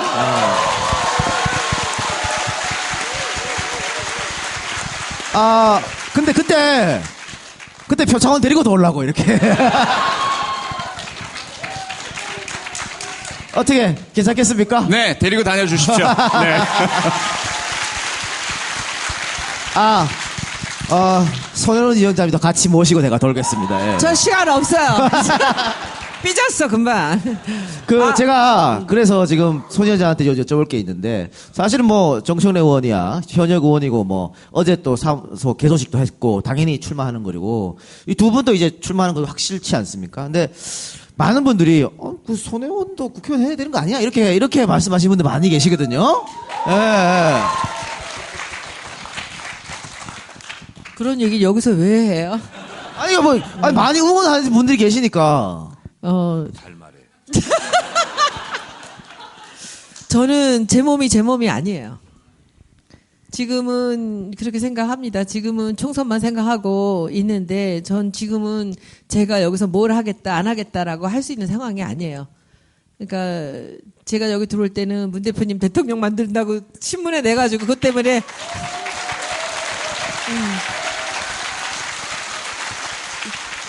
그 얘기하고 들어오는 바람에 제가 여기 들어와서 몇 달 동안 얼마나 고생했는지 몰라요. 어떤 국회의원은 그래요. 친하게 지내고 싶었는데 그 기사 때문에 문 대표님하고 별로 사이가 안 좋은 분들은 친하게 지내고 싶었는데 접근을 못했다 그러세요. 그 얘기를 지금 하시는데 지금 이제 나는 그 말에서 더 좋았는데. 그러니까 제가 문 대표님 그만두면 나간다고 그랬는데 문 대표님 나가셨는데 저는 그냥 있잖아요. 근데 거기에 대해서 아무도 얘기 안 하시네. 다 믿어 그러면? 네? 아니요, 그냥 계속하세요.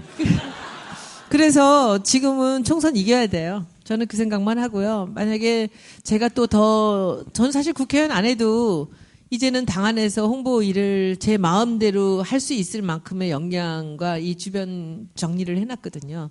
저는 국회의원 안 해도 지금같이 잘할 수 있습니다. 또 찬스. 이거 이렇게 끝내면 안 돼. 자, 잠잡고 있어요. 손혜원 홍보위원장의 운명은 제가 결정하겠습니다. 네. 본인이 설령 안 한다고 하더라도 정권 교체에 뭐가 필요한지를 제가 판단하겠습니다. 네. 손혜원 위원장과 상의하지 않고 제가 판단해서 제가 그렇게 그냥 결정할 테니까 여러분들 그렇게 알고 계세요? 네, 맘대로 하세요. 제가 궁금한 거 하나 있어요. 이동영 작가 보고 오신 분. 두죠?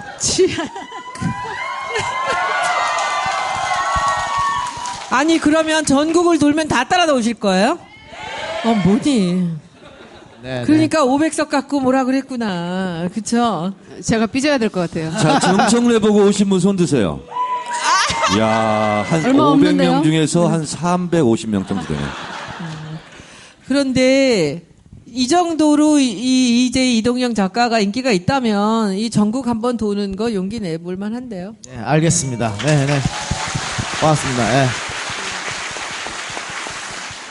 자, 어느덧 토크 막바지로 달려가고 있습니다. 네. 우리 방청객들 질문을 좀 또 받고 싶은데, 손두분한테 마이크 좀 갖다 주시기 바랍니다. 네. EJ를 듣게 된 거는 역사라는 게 저희가 근대사를 잘 모르잖아요. 그걸 너무 재밌게 잘 해주시더라고요. 근데 이런 방송을 하게 된 계기가 어떻게 역시 이동영 아니, 저한테 어제 이 내용한테 물어달라고 했는데, 예, 알겠습니다. 예, 질문은 이제를 왜 했냐고 하는 건데, 이거는 뭐 제가 여러 차례 밝혔습니다만, 사실 제가 이제라는 방송을 하기 전에, 김대중 대 김영삼이라는 책을 썼지 않습니까? 그걸로 이제 이쪽으로 데뷔를 하게 된 건데, 그 책 쓴 것, 이제 한 것 똑같은 이유입니다. 그러니까 두 개가 다 근현대사를 이야기하는 거지 않습니까? 그래서 저는 우리 민중들이 근현대사를 제대로 알면은 어떻게 우리 역사 흘러왔고 우리 민초들이 어떻게 살아왔고 위정자들이 우리 민초들을 어떻게 이용했는지 그 근현대사만 제대로 알게 되면 절대로 1번은 찍지 않을 것이다 라는 확신이 있었습니다. 그래서 이분들한테 아직 모르시는 많은 분들한테 내가 책으로서 알려드리고 책으로서 알려드리는 게 조금 미진했어요. 10만 권을 못 팔았어. 그렇기 때문에 EJ라는 방송을 만들었는데 정말 너무나 감사하게 정말 최대치 한 300만 명까지 들어주셔서 너무나 감사하고 지금도 그 감사한 마음을 갖고 있습니다. 네, 고맙습니다. 예, 안녕하세요. 저는 이동영 작가님의 대학교 후배이자 양양자 전 삼성전자 상무님 회사 후배인 그냥 평범한 30대 직장인입니다. 정말요? 예, 근데 근데 제가 질문 드리고 싶은 분은 저희 와이프가 좋아하는 표차원 전 교수님께 아이 뭐야? 내 대학교 후배에다가 야영이 회사 후배인데 질문은 표창원 앞에 그 두 얘기를 왜 했어 그러면은? 아이. 일단 작년부터 더불어민주당 많은 시스템 공천 혁신이라든가 인재 영입 그리고 당명 변경 등 많은 걸 혁신하면서 앞으로 다가올 총선의 승리의 기대감을 좀 높였는데요. 제 개인적인 생각으로는 아직 적으면 한 5%?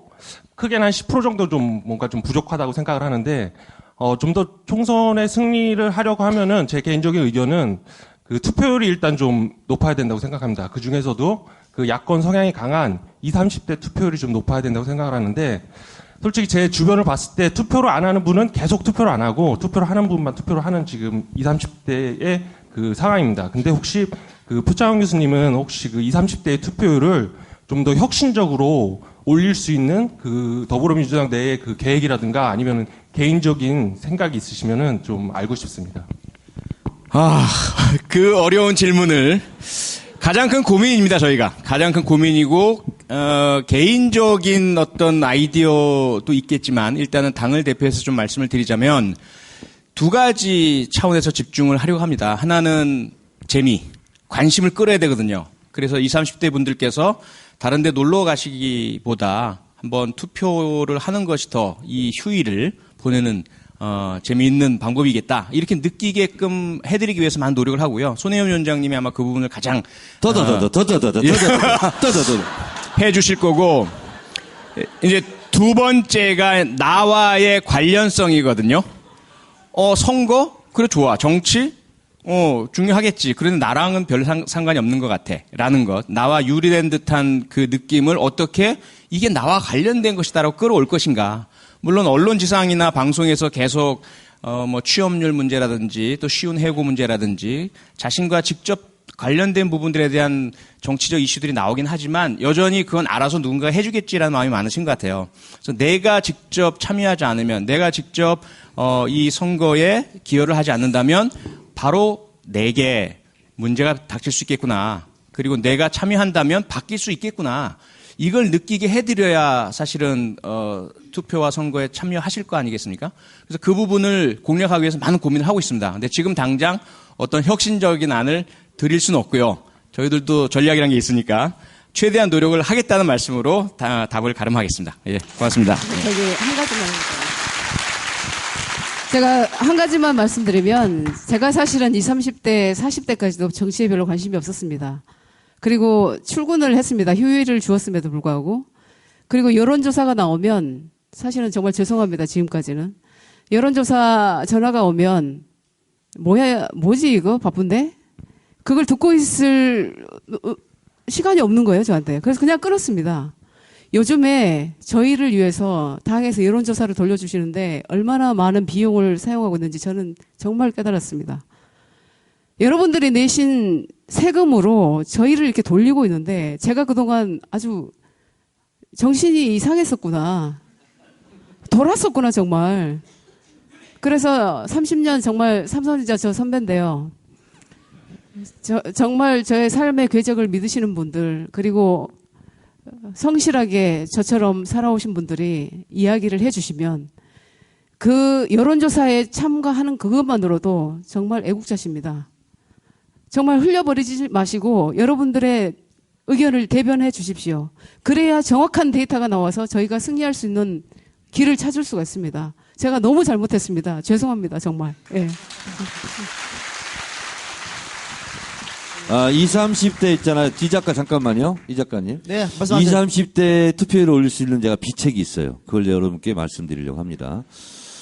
20, 30대가 저를 좋아하더라고요. 그래서 저를 더 많이 알리도록 제가 노력해서 20, 30대 투표율을 제가 올리겠습니다. 제가 더 유명해지도록 스스로 노력하도록 하겠습니다. 이 부분은 제가 한마디만 드릴게요. 이제 저는 40년 동안을 브랜드와 디자인을 해서 물건을 팔게 도와주는 일을 하지 않았습니까? 사람들은 어떨 때 움직이는가? 단 한 가지예요. 자기한테 유리할 때 움직여요. 나한테 이득이 돼야 돼요. 똑같은 가루비누를 사러 갔을 때 똑같은 제품 비슷한 LG나 CJ 제품이 두 개가 있는데 하나에 옆에 물티슈라도 하나 붙어 있으면 그거 사거든요. 그게 이익이에요. 나한테 도움이 되는 거, 이익이 될 때 선택을 하거든요. 저는 지금 우리가 요번에 그 선거 청년들, 청소년들, 젊은 사람들이 선거를 하게 만드는 이제 우리 캠페인을 준비를 하고 있습니다.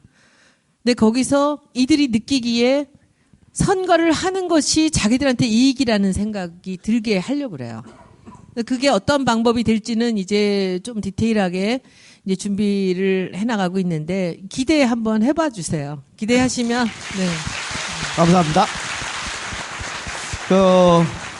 앞으로 우리는 후배들을 믿지 맙시다. 네. 질문은 후배들한테 질문을 표창 교수한테 하고. 성함이 아까 뭐라고 그랬죠? 제가 그쪽 임원분께 한번. 지금 손혜원 위원장 신발이 이제 붉은색 신발이지 않습니까? 한번 일어서서 한번 보여주세요.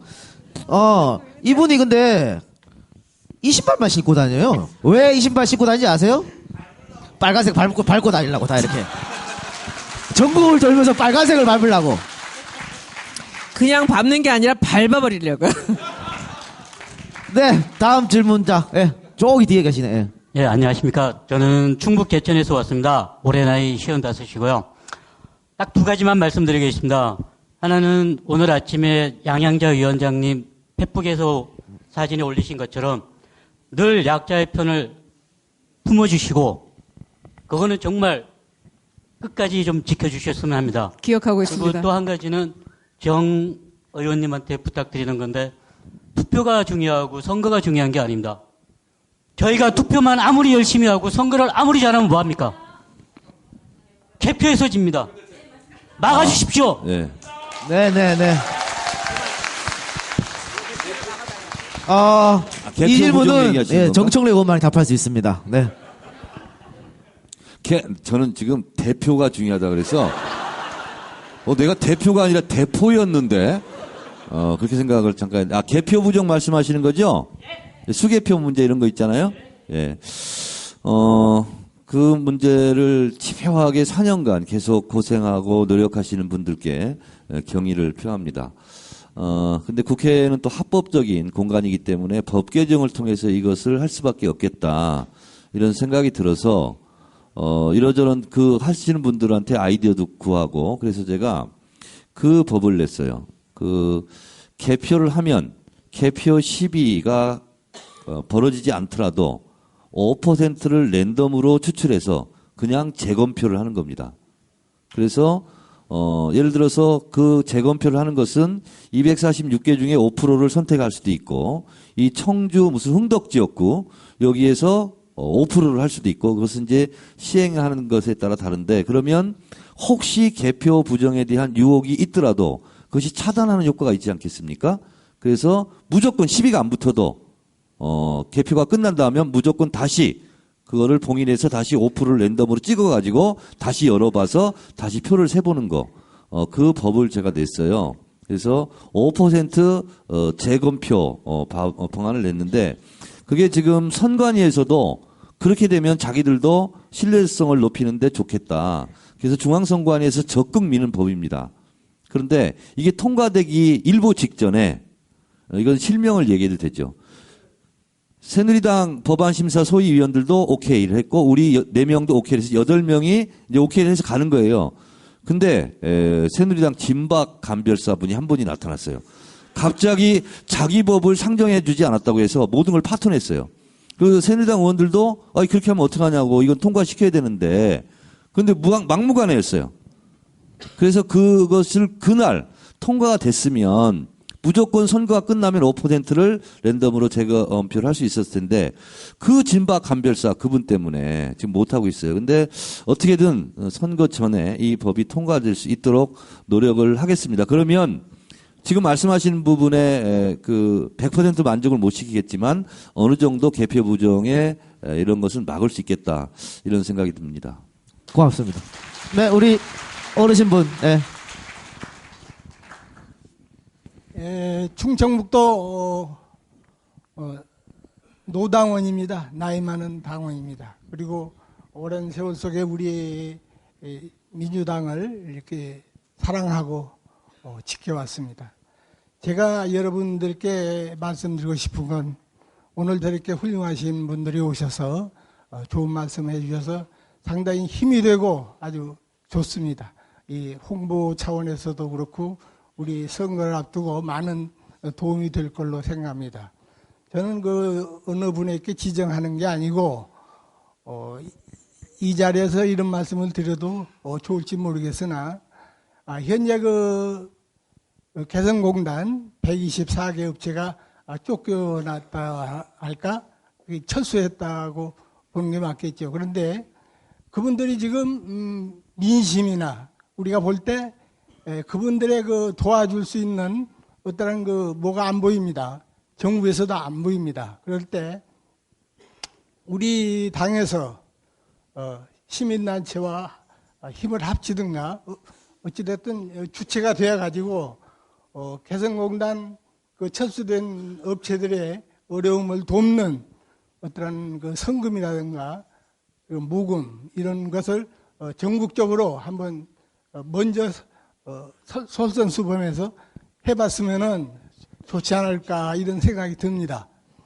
네, 고맙습니다. 네. 네. 네. 마지막으로 드릴게요. 자, 질문 받고 같이 대답해 드리겠습니다. 우리 어르신 말씀하시는 거는. 안녕하세요. 저는 민주당을 엄청 무지무지하게 사랑하는 김현상입니다. 예.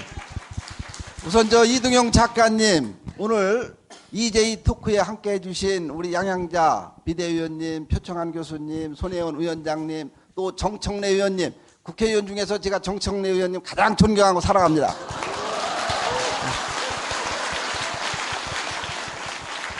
오늘 말씀 잘 들었고요. 제가 한 가지 느낀 점은 이제 선거 이슈에 묻혀가지고 국사교과서 국정화 문제가 아주 국민들 내리 속에서 사라지고 있는 것 같습니다. 이 국민들 특히 20, 30대 젊은 층을 공략하기 위해서는 국사교과서 국정화 문제를 토크의 주제로 삼아주셨으면 해서 말씀 올립니다. 예. 네, 감사합니다. 네, 마이크 주십시오. 네. 사실 그런 점이 없지 않아 있죠. 굉장히 중요한 문제가 바로 국정화 교과서 문제인데, 이게 좀 선거 기간에 좀 이게 묻힌 감이 없지 않아 있습니다. 그래서 이것을 어떻게 좀 계속해서 이어져 나가야 되는 좀 아쉬움이 있는데, 사실 그 국정화 교과서 문제는 더불어민주당의 최고 전문가가 하필이면 오늘 이 자리에 있습니다. 그분한테 뭐 어떻게 하냐고 여쭤봐야겠네. 자, 우리 조 의원님. 예. 국정화 문제 가장 전문가니까, 예. 마치 짜고 친 듯한, 어떻게, 이렇게, 예.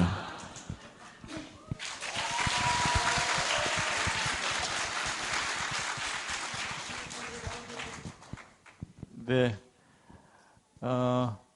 다음 주 수요일에 국정교과서 금지법이 상정됩니다. 어떻게든 이거 통과시켜야 되겠는데, 그러려면 우리가 총선에서 야권이 다 합쳐서 가반이 넘는 그런 결과가 만들어지면 그게 가능하지 않을까 싶거든요. 여러분들이 그렇게 좀 해주시겠습니까?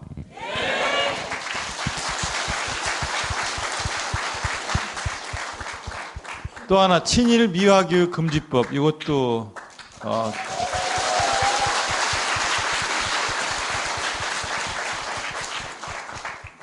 우리가 총선에서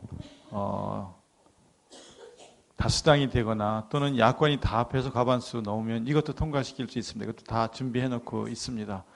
그리고 그 역사 관련 시민단체가 일반 시민사회단체와 함께 지난번 역사교과서 국정화에 찬성하는 발언을 하거나 또는 역사교과서를 반대하는 사람들은 마치 우리 민족이 아닌 것처럼 발언을 하거나 이렇게 발언을 했던 사람들을 다 뽑아서 또 그다음에 그 일본군 위안부로 끌려갔던 그런 할머니들 이 할머니들을 정말 할머니들 편에 서서 일하지 않고 이분들의 상처를 주는 발언을 했던 그런 의원 이런 사람들을 골라서 낙선 운동을 하는 그런 시민운동을 전개하겠다고 하는 이야기를 들었고요.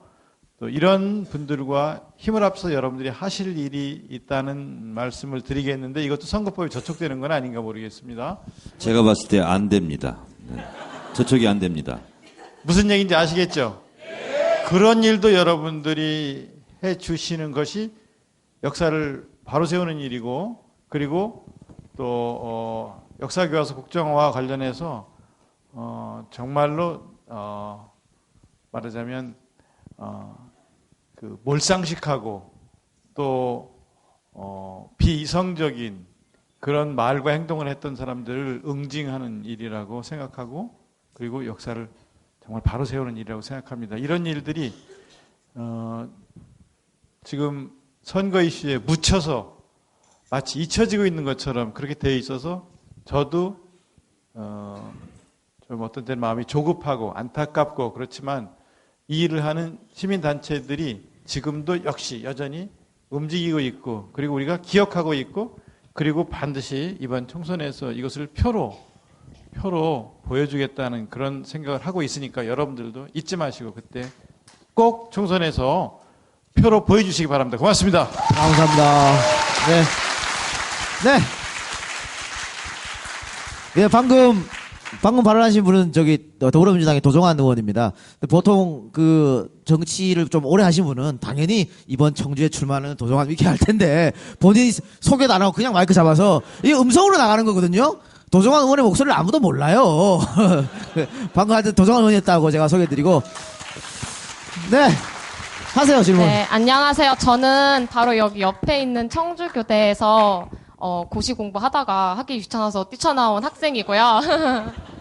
우선 항상 저는 제가 어떤 가치 판단을 할 수 있을 때부터 뭔가 제가 이제 중학교, 고등학교를 MB 정부랑 지금 박근혜 대통령님 정부를 보냈잖아요. 그래서 뭔가 정권 교체라는 말을 들으면 사실 그게 뭔지 감도 안 잡히고 항상 제가 들어왔던 말은 취직이 안 되니까 저랑 이제 교대에 갔으니까 교대에 가서 선생님이 되면은 인생을 안정감 있게 살 수 있다. 이런 말만 들어왔어요. 되게 저희 세대는 항상 그런 말에 익숙해져 있고 소위 말하는 흑수저, 은수저, 금수저라는 말이 굉장히 어쩌면 저희의 그냥 인생이었던 것 같아요. 그래서 저도 뭔가 항상 사실 지난 총선에 제가 투표 기회를 딱 한 번 있었는데 인생에서 첫 투표를 하지 않았었거든요. 조금 부끄럽지만. 왜냐하면은 아이, 제가 그동안 공부만 하고 막 그렇게만 살다 보니까 정치에 대해서 전혀 배우고 인식하고 같이 판단을 내릴 수 있는 기회가 전혀 없었어요. 그거를 저희가 뭐 어른들의 탓을 돌리고 싶은 게 아니라 저희는 단지 그런 경험이 없고 배워본 적이 없어서 몰랐던 것 같아요. 제가 진짜 애기였을 때 김대중 대통령 노무현 정부 솔직히 기억할 수가 없잖아요. 제가 그동안 익숙해왔던 거는 뭐 이명박 정부가 영어 교육을 심하게 해서 뭐 사교육을 조장한다던가 아니면 안전 문제가 너무 심각해서 저의 또래 애들이 다치고 그런 슬픈 일을 겪는 거. 그래서 저는 솔직히 이번 총선에서도 더불어민주당 뭐 아니면 다른 당이 정말 바꾸겠다. 이 20대 전반에 펼쳐있는 패배주의도 아니라 그냥 저희에게 어떻게 내면화가 된 그런 패배주의를 없애줄 기회를 주지 않는다. 그런 비전을 주지 않으면 저희는 투표에 대한 그 총선에 대한 나가는 것조차 솔직히 안 할 것 같아요. 저라면 진짜. 그래서 정말 저희에게 희망과 비전을 보여주실 수 있는 분에게 저희의 투표를 줄 수 있도록 항상 노력해 주셨으면 좋겠고 또 청주가 사실 뭐 직지도 있지만 사실 교육의 도시잖아요. 바로 옆에 청주 교육의 요람인 청주교대도 있고 충북교육청도 근처에 있거든요. 또 이제 저도 뭐 이제 교직에 나가서 선생님 생활할 테니까 교육에 대해서는 특히 교대 학생들은 작년부터 계속 교육재정 교부금, 뭐 소규모 학교 통폐합, 뭐 시간 선택제 교사 기타 등등의 교육적 시안에 대해서 항상 목소리를 내왔지만 잘 들어주지 않았어요. 그것에 대해서도 꼭 약속과 비전을 세워주셨으면 좋겠습니다. 네, 감사합니다. 질문은 아니었던 걸로, 예, 본인의 의견 아마 네 분이 잘 받아들였으리라. 질문하라 그러면 꼭 저렇게 자기 주장하시는 분이 있어. 네. 생각이 들고요. 아까 저기 우리 어르신 당원님 여쭤봤던 거, 그 정치인 의원이 짧게 1분만 좀 답변해 주세요. 개성공단 폐쇄 문제. 제가 말씀드려도 될까요? 네. 왜냐하면 지금 현재 저희 당에서 개성공단 입주 기업 등 지원에 관한 법률을 상정 중에 있습니다. 입안 중에 있습니다. 그래서 상정될 거고요. 그래서 모금은 사실 당이 할 일은 아니라고 봅니다. 했으면 좋겠지만 그건 시민사회의 역할인 것 같고요. 정당이 할 일은 법을 만드는 것이니까 법으로 국가 재정을 통해서 그런 국가의 정책적 판단 때문에 손실을 보신 분들께는 보상을 할 수 있도록 법안을 준비 중이니까요. 예, 관심 가져주시면 감사하겠습니다. 예. 표 교수님 말씀에 동의하고요. 그 성금 모금 이것을 당에서 하기는 좀 그렇지 적절하진 않은 것 같고요.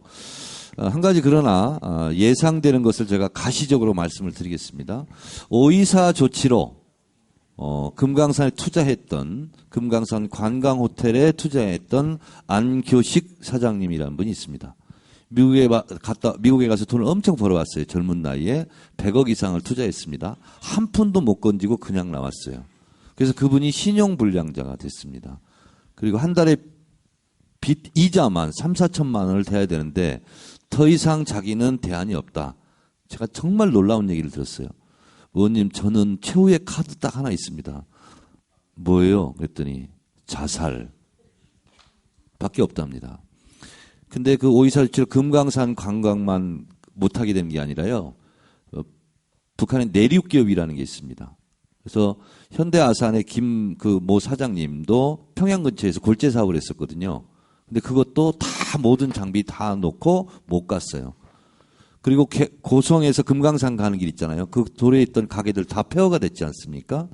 그래서 고성군에는 조금 눈물만큼 좀 지원을 정부에서 하고 그랬는데 이 기업인들에게는 저희가 외통위하면서 계속 지원했는데 지원한 게 없습니다. 저는 개성공단 사업도요. 지금은 총선을 앞두고 정부에서 장밋빛 도와주겠다, 피해가 없도록 하겠다 하지만 저는 믿지 못하겠어요. 왜? 그렇다면 지금 있는 524 조치를 피해를 봤던 그 기업들은 피해를 본 것에 대해서 전혀 도움을 받지 못했거든요. 저는 그래서 실제로 정부에서 지원하겠다 하는 것은 저는 헛공약으로 끝날 가능성이 많겠다. 근데 참 걱정됩니다. 네. 또 아까 어르신이 말씀 중에 중앙당에서 이렇게 내려오셨다 그랬는데 중앙당에서 내려온 게 아니고 제가 모시고 온 겁니다. 네. 큰일 납니다. 예. 네. 그리고 아까 제가 모두에 지난 19대 총선에서 청주에 이제 4석 가운데 3석을 더불어민주당이 갖고 왔는데 한 석 실패한 데가 있습니다. 이게 아마 상당구일 거예요. 그렇죠? 상당구인 걸로 알고 있는데 정우택 의원. 그래서 아까 정청래 의원도 네 군데 다 할 수 있다 이렇게 했는데 거기 이제 준비하고 계신 분이 있으니까 그 인사말만 조금 들어보도록 하겠습니다. 모처럼 왔으니까 인사말을 잠깐 들어보도록 하겠습니다. 이분 예전에 청주시장도 한 걸로 알고 있는데 그죠? 한범덕 예비후보에게 꼭 이긴다 도와주십시오 이렇게 말씀하시면 안 됩니다. 그냥 인사하러 오는 거예요. 예.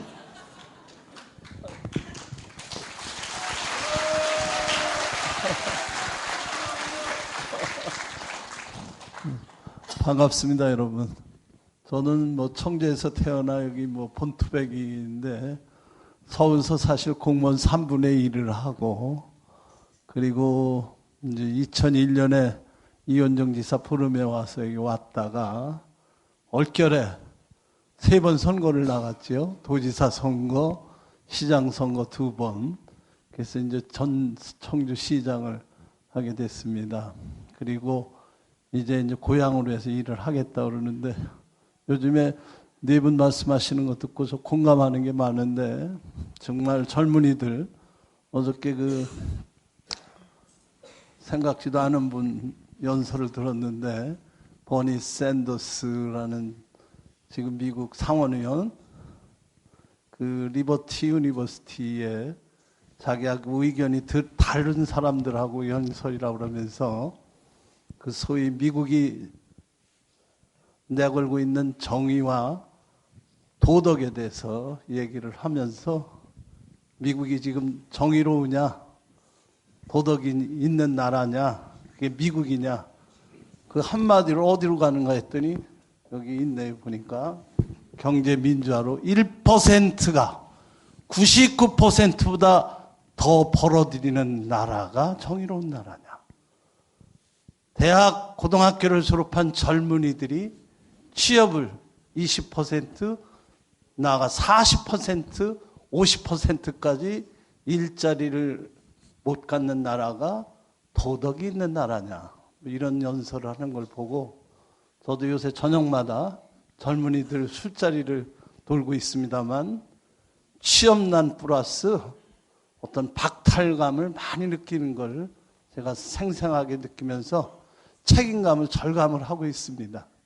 그 책임감을 느끼면서 어떻게 하면 더불어 이것을 해결할 수 있느냐 이런 고민을 열심히 해보면서 아까 네 분 말씀하시는 젊은이들이 참여해서 이 나라를 바로 세워나가는데 저도 조력을 해볼까 합니다. 여러분 힘내십시오. 감사합니다. 고맙습니다. 네, 감사합니다. 혹시라도 나를 찍어달라 이런 말 할까봐 불안해했었는데 역시 아주 부드럽게 잘 하셨습니다. 자 이제 마칠 시간이 됐는데요.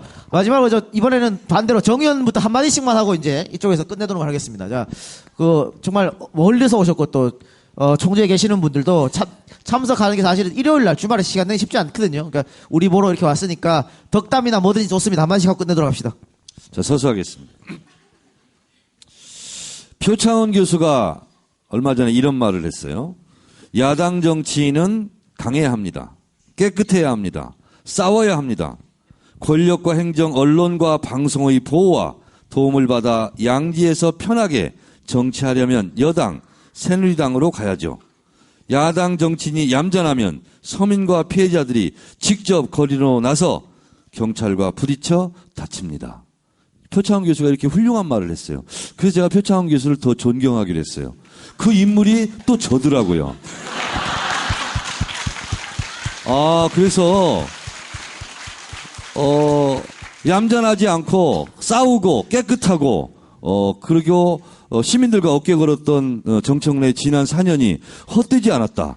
이것을 증명해준 표창원 교수님께 경의를 표하면서 앞으로도 쭉 그렇게 하겠다 이렇게 말씀드리고 표창원 교수가 이제 저 뒤를 이어서 그렇게 해주리라 믿고 저는 좀 얌전하게 앞으로 살겠습니다. 네, 감사합니다. 고맙습니다. 모두 힘내십시오. 힘내십시오. 네, 손혜원 위원장님. 서는 바람에 저도 할 수 없이 섰습니다. 아까 도종환 의원님 얘기하시는 거 제가 뒤이어서 해명을 좀 해드리겠습니다. 제가 처음 들어왔는데 어느 날 회의에 갔더니 도종환 의원님이 와 계세요. 저분이 시인으로 들어왔다는데 저는 무슨 특징적인 저분의 어떤 어느 한 분야 전문 분야가 있는 줄 몰랐었거든요. 근데 거기서 그 국정교과서 얘기가 시작된 겁니다. 아침에 최고위원회 끝나고. 그래서 그때 계속 들었어요. 앉아서. 자세하게 몰랐고 관심도 없었던 분야인데 그날부터 관심을 갖고 그때부터 도종환 의원님이나 그 이제 이 보좌관님들을 따라다니면서 제가 이것의 사실이 뭔지를 공부를 하기 시작했습니다. 한 2달 뒤 정도에 제가 공부를 좀 이 의원님께 이제 들어서 했기 때문에 사실은 현수막이나 홍보전에서 저희가 이길 수가 있었어요. 그때 유명했던 그 문안 생각나시죠? 좋은 대통령, 나쁜 대통령 얘기 나온 거. 그래서 그때 하고 나서 그 일이 지속적으로 계속되고 있습니다. 추석 홍보물에 냈고 지금 이제 도종환 의원님은 다시 또 이제 지역구 바쁘시지만은 제가 잊지 않고 있습니다. 그리고 이번 공약에 반드시 공약 중에 하나로 국정교과서 얘기는 가야 되고요. 그것이 해결되지 않으면 이 나라 미래가 없습니다. 그렇게 생각하시고 믿어주시기 바라고요. 그리고 제가 처음에 이 12월 7일 날 당면 공모를 시작해서 1월 7일 날 공모의 디자인까지 다 끝냈어요. 한 달 만에. 근데 그때 이제 그 이름에 대해서나 뭐 이 디자인에 대해서나 말이 많았죠. 폄하하는 데도 많고 조롱하고 안철수 의원이 조롱했죠. 그때 뭐 불어 터진 라면이 어쩌고. 근데 저는 제가 40년을 이 일을 했거든요. 이게 어떻게 사용될지에 대한 계산을 다 하고 있었기 때문에 그때 제가 이제 쓰는 걸 보면서 이 이름을 왜 이렇게 정했는지를 이제 아실 겁니다라고 말씀을 드렸는데 그때 제가 그랬어요. 선거에 도움이 될 겁니다. 이 이름이. 이 더불어라는 부분이 분명히 우리 선거에 도움이 된다. 이거는 뭐냐면 그 이름을 우리가 활용할 수 있다라는 얘기였습니다. 그래서 지금 이제 그 활용이 시작이 되었죠. 이겨야죠. 그렇죠? 네, 여러분들 감사합니다. 네.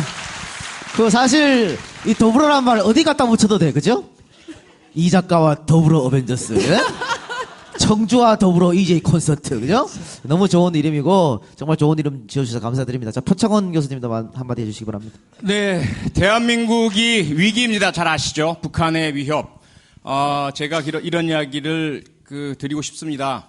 현재 북한은 한반도 평화라는 아기를 유괴해서, 이 아기를 살리고 싶으면 자신들의 체제를 인정하고 미국과 수교하도록 해주고 경제 지원해달라.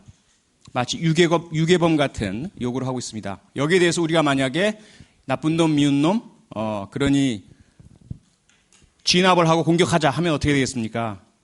유괴범 안에 잡혀있는 아기가 다치듯이 한반도 평화가 위태로워집니다. 그런데 바로 그러한 전문적이지 않은 대단히 무식한 방법을 현 정부는 사용하고 있습니다. 그래서 우리가 불안합니다. 하지만 우리 더불어민주당은 전문적인 프로파일러 그리고 위기협상 전문요원의 능숙한 협상, 국제적인 협력과 지원. 하지만 만약에 전쟁이 일어난다면 절대로 물러서지 않을 튼튼한 자주 국방력. 이러한 진정한 안보를 확보할 수 있는 능력을 갖추고 있습니다. 그리고 대한민국의 경제가 위태롭습니다. 결코 앞으로는 2% 이상 성장하지 못할 뉴노멀 시대라고 합니다. 그런데 계속 현 정부는 장밋빛 4% 이상의 성장을 약속하면서 많은 복지 공약을 내세우고 결국은 돈을 퍼다 부은 나머지 현재 대한민국 국가 부채가 644조에 이릅니다. 거의 국가 부채 직전까지 내몰려 있습니다.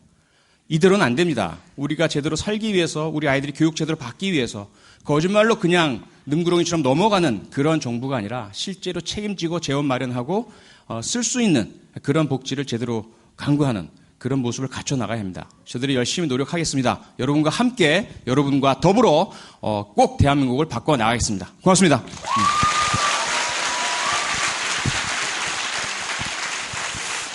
네, 양양자 위원님. 정치인은 묵비권을 행사할 권리가 없다고 저는 들었습니다. 제가 페북에도 올려놨지만 선거는 후보자의 과거가 아니라 유권자의 미래라고 강인선 논설위원의 말을 통해서 제가 올려놨는데 정말 밑바닥의 삶부터 그래도 세계적 글로벌 기업의 삼성의 이봉까지 한 저의 삶의 궤적을 보시고 그 삶에서 여러분들의 미래를 볼 수 있을 거라고 생각합니다. 소말리아에 수만 명이 죽어가도 내 손톱 밑에 가시가 아픈 법입니다. 여러분들의 자식이 살아갈 이 대한민국 함께 해주실 거라고 믿습니다. 더불어 함께 해주실 거죠? 고맙습니다. 네. 네, 고맙습니다. 네. 오늘 정말, 네, 정말 입추의 여지 없이 가득 메워주셨고, 앞쪽에 이제 자리가 없어서 그냥 바닥에 앉으셨는데, 또 뒤쪽에 계속 서서 2시간 이상, 이렇게 방청해주신 여러분들 정말 대단히 감사드리겠습니다. 오늘, 이것으로 해서 이제 더구, 청주 콘서트 마치도록 하고요. 우리 앞쪽으로 다 나와서 인사하면서 끝내도록 하겠습니다. 예. 또, 이렇게 네 분 서 있는 걸 사진에 한꺼번에 담는 기회가 잘 없으니까 이렇게 마이크는 두고 오세요. 또 무슨 말씀을 하시려고. 끝났어 이제. 네, 인사합시다. 자, 여러분 오늘 대단히 감사합니다.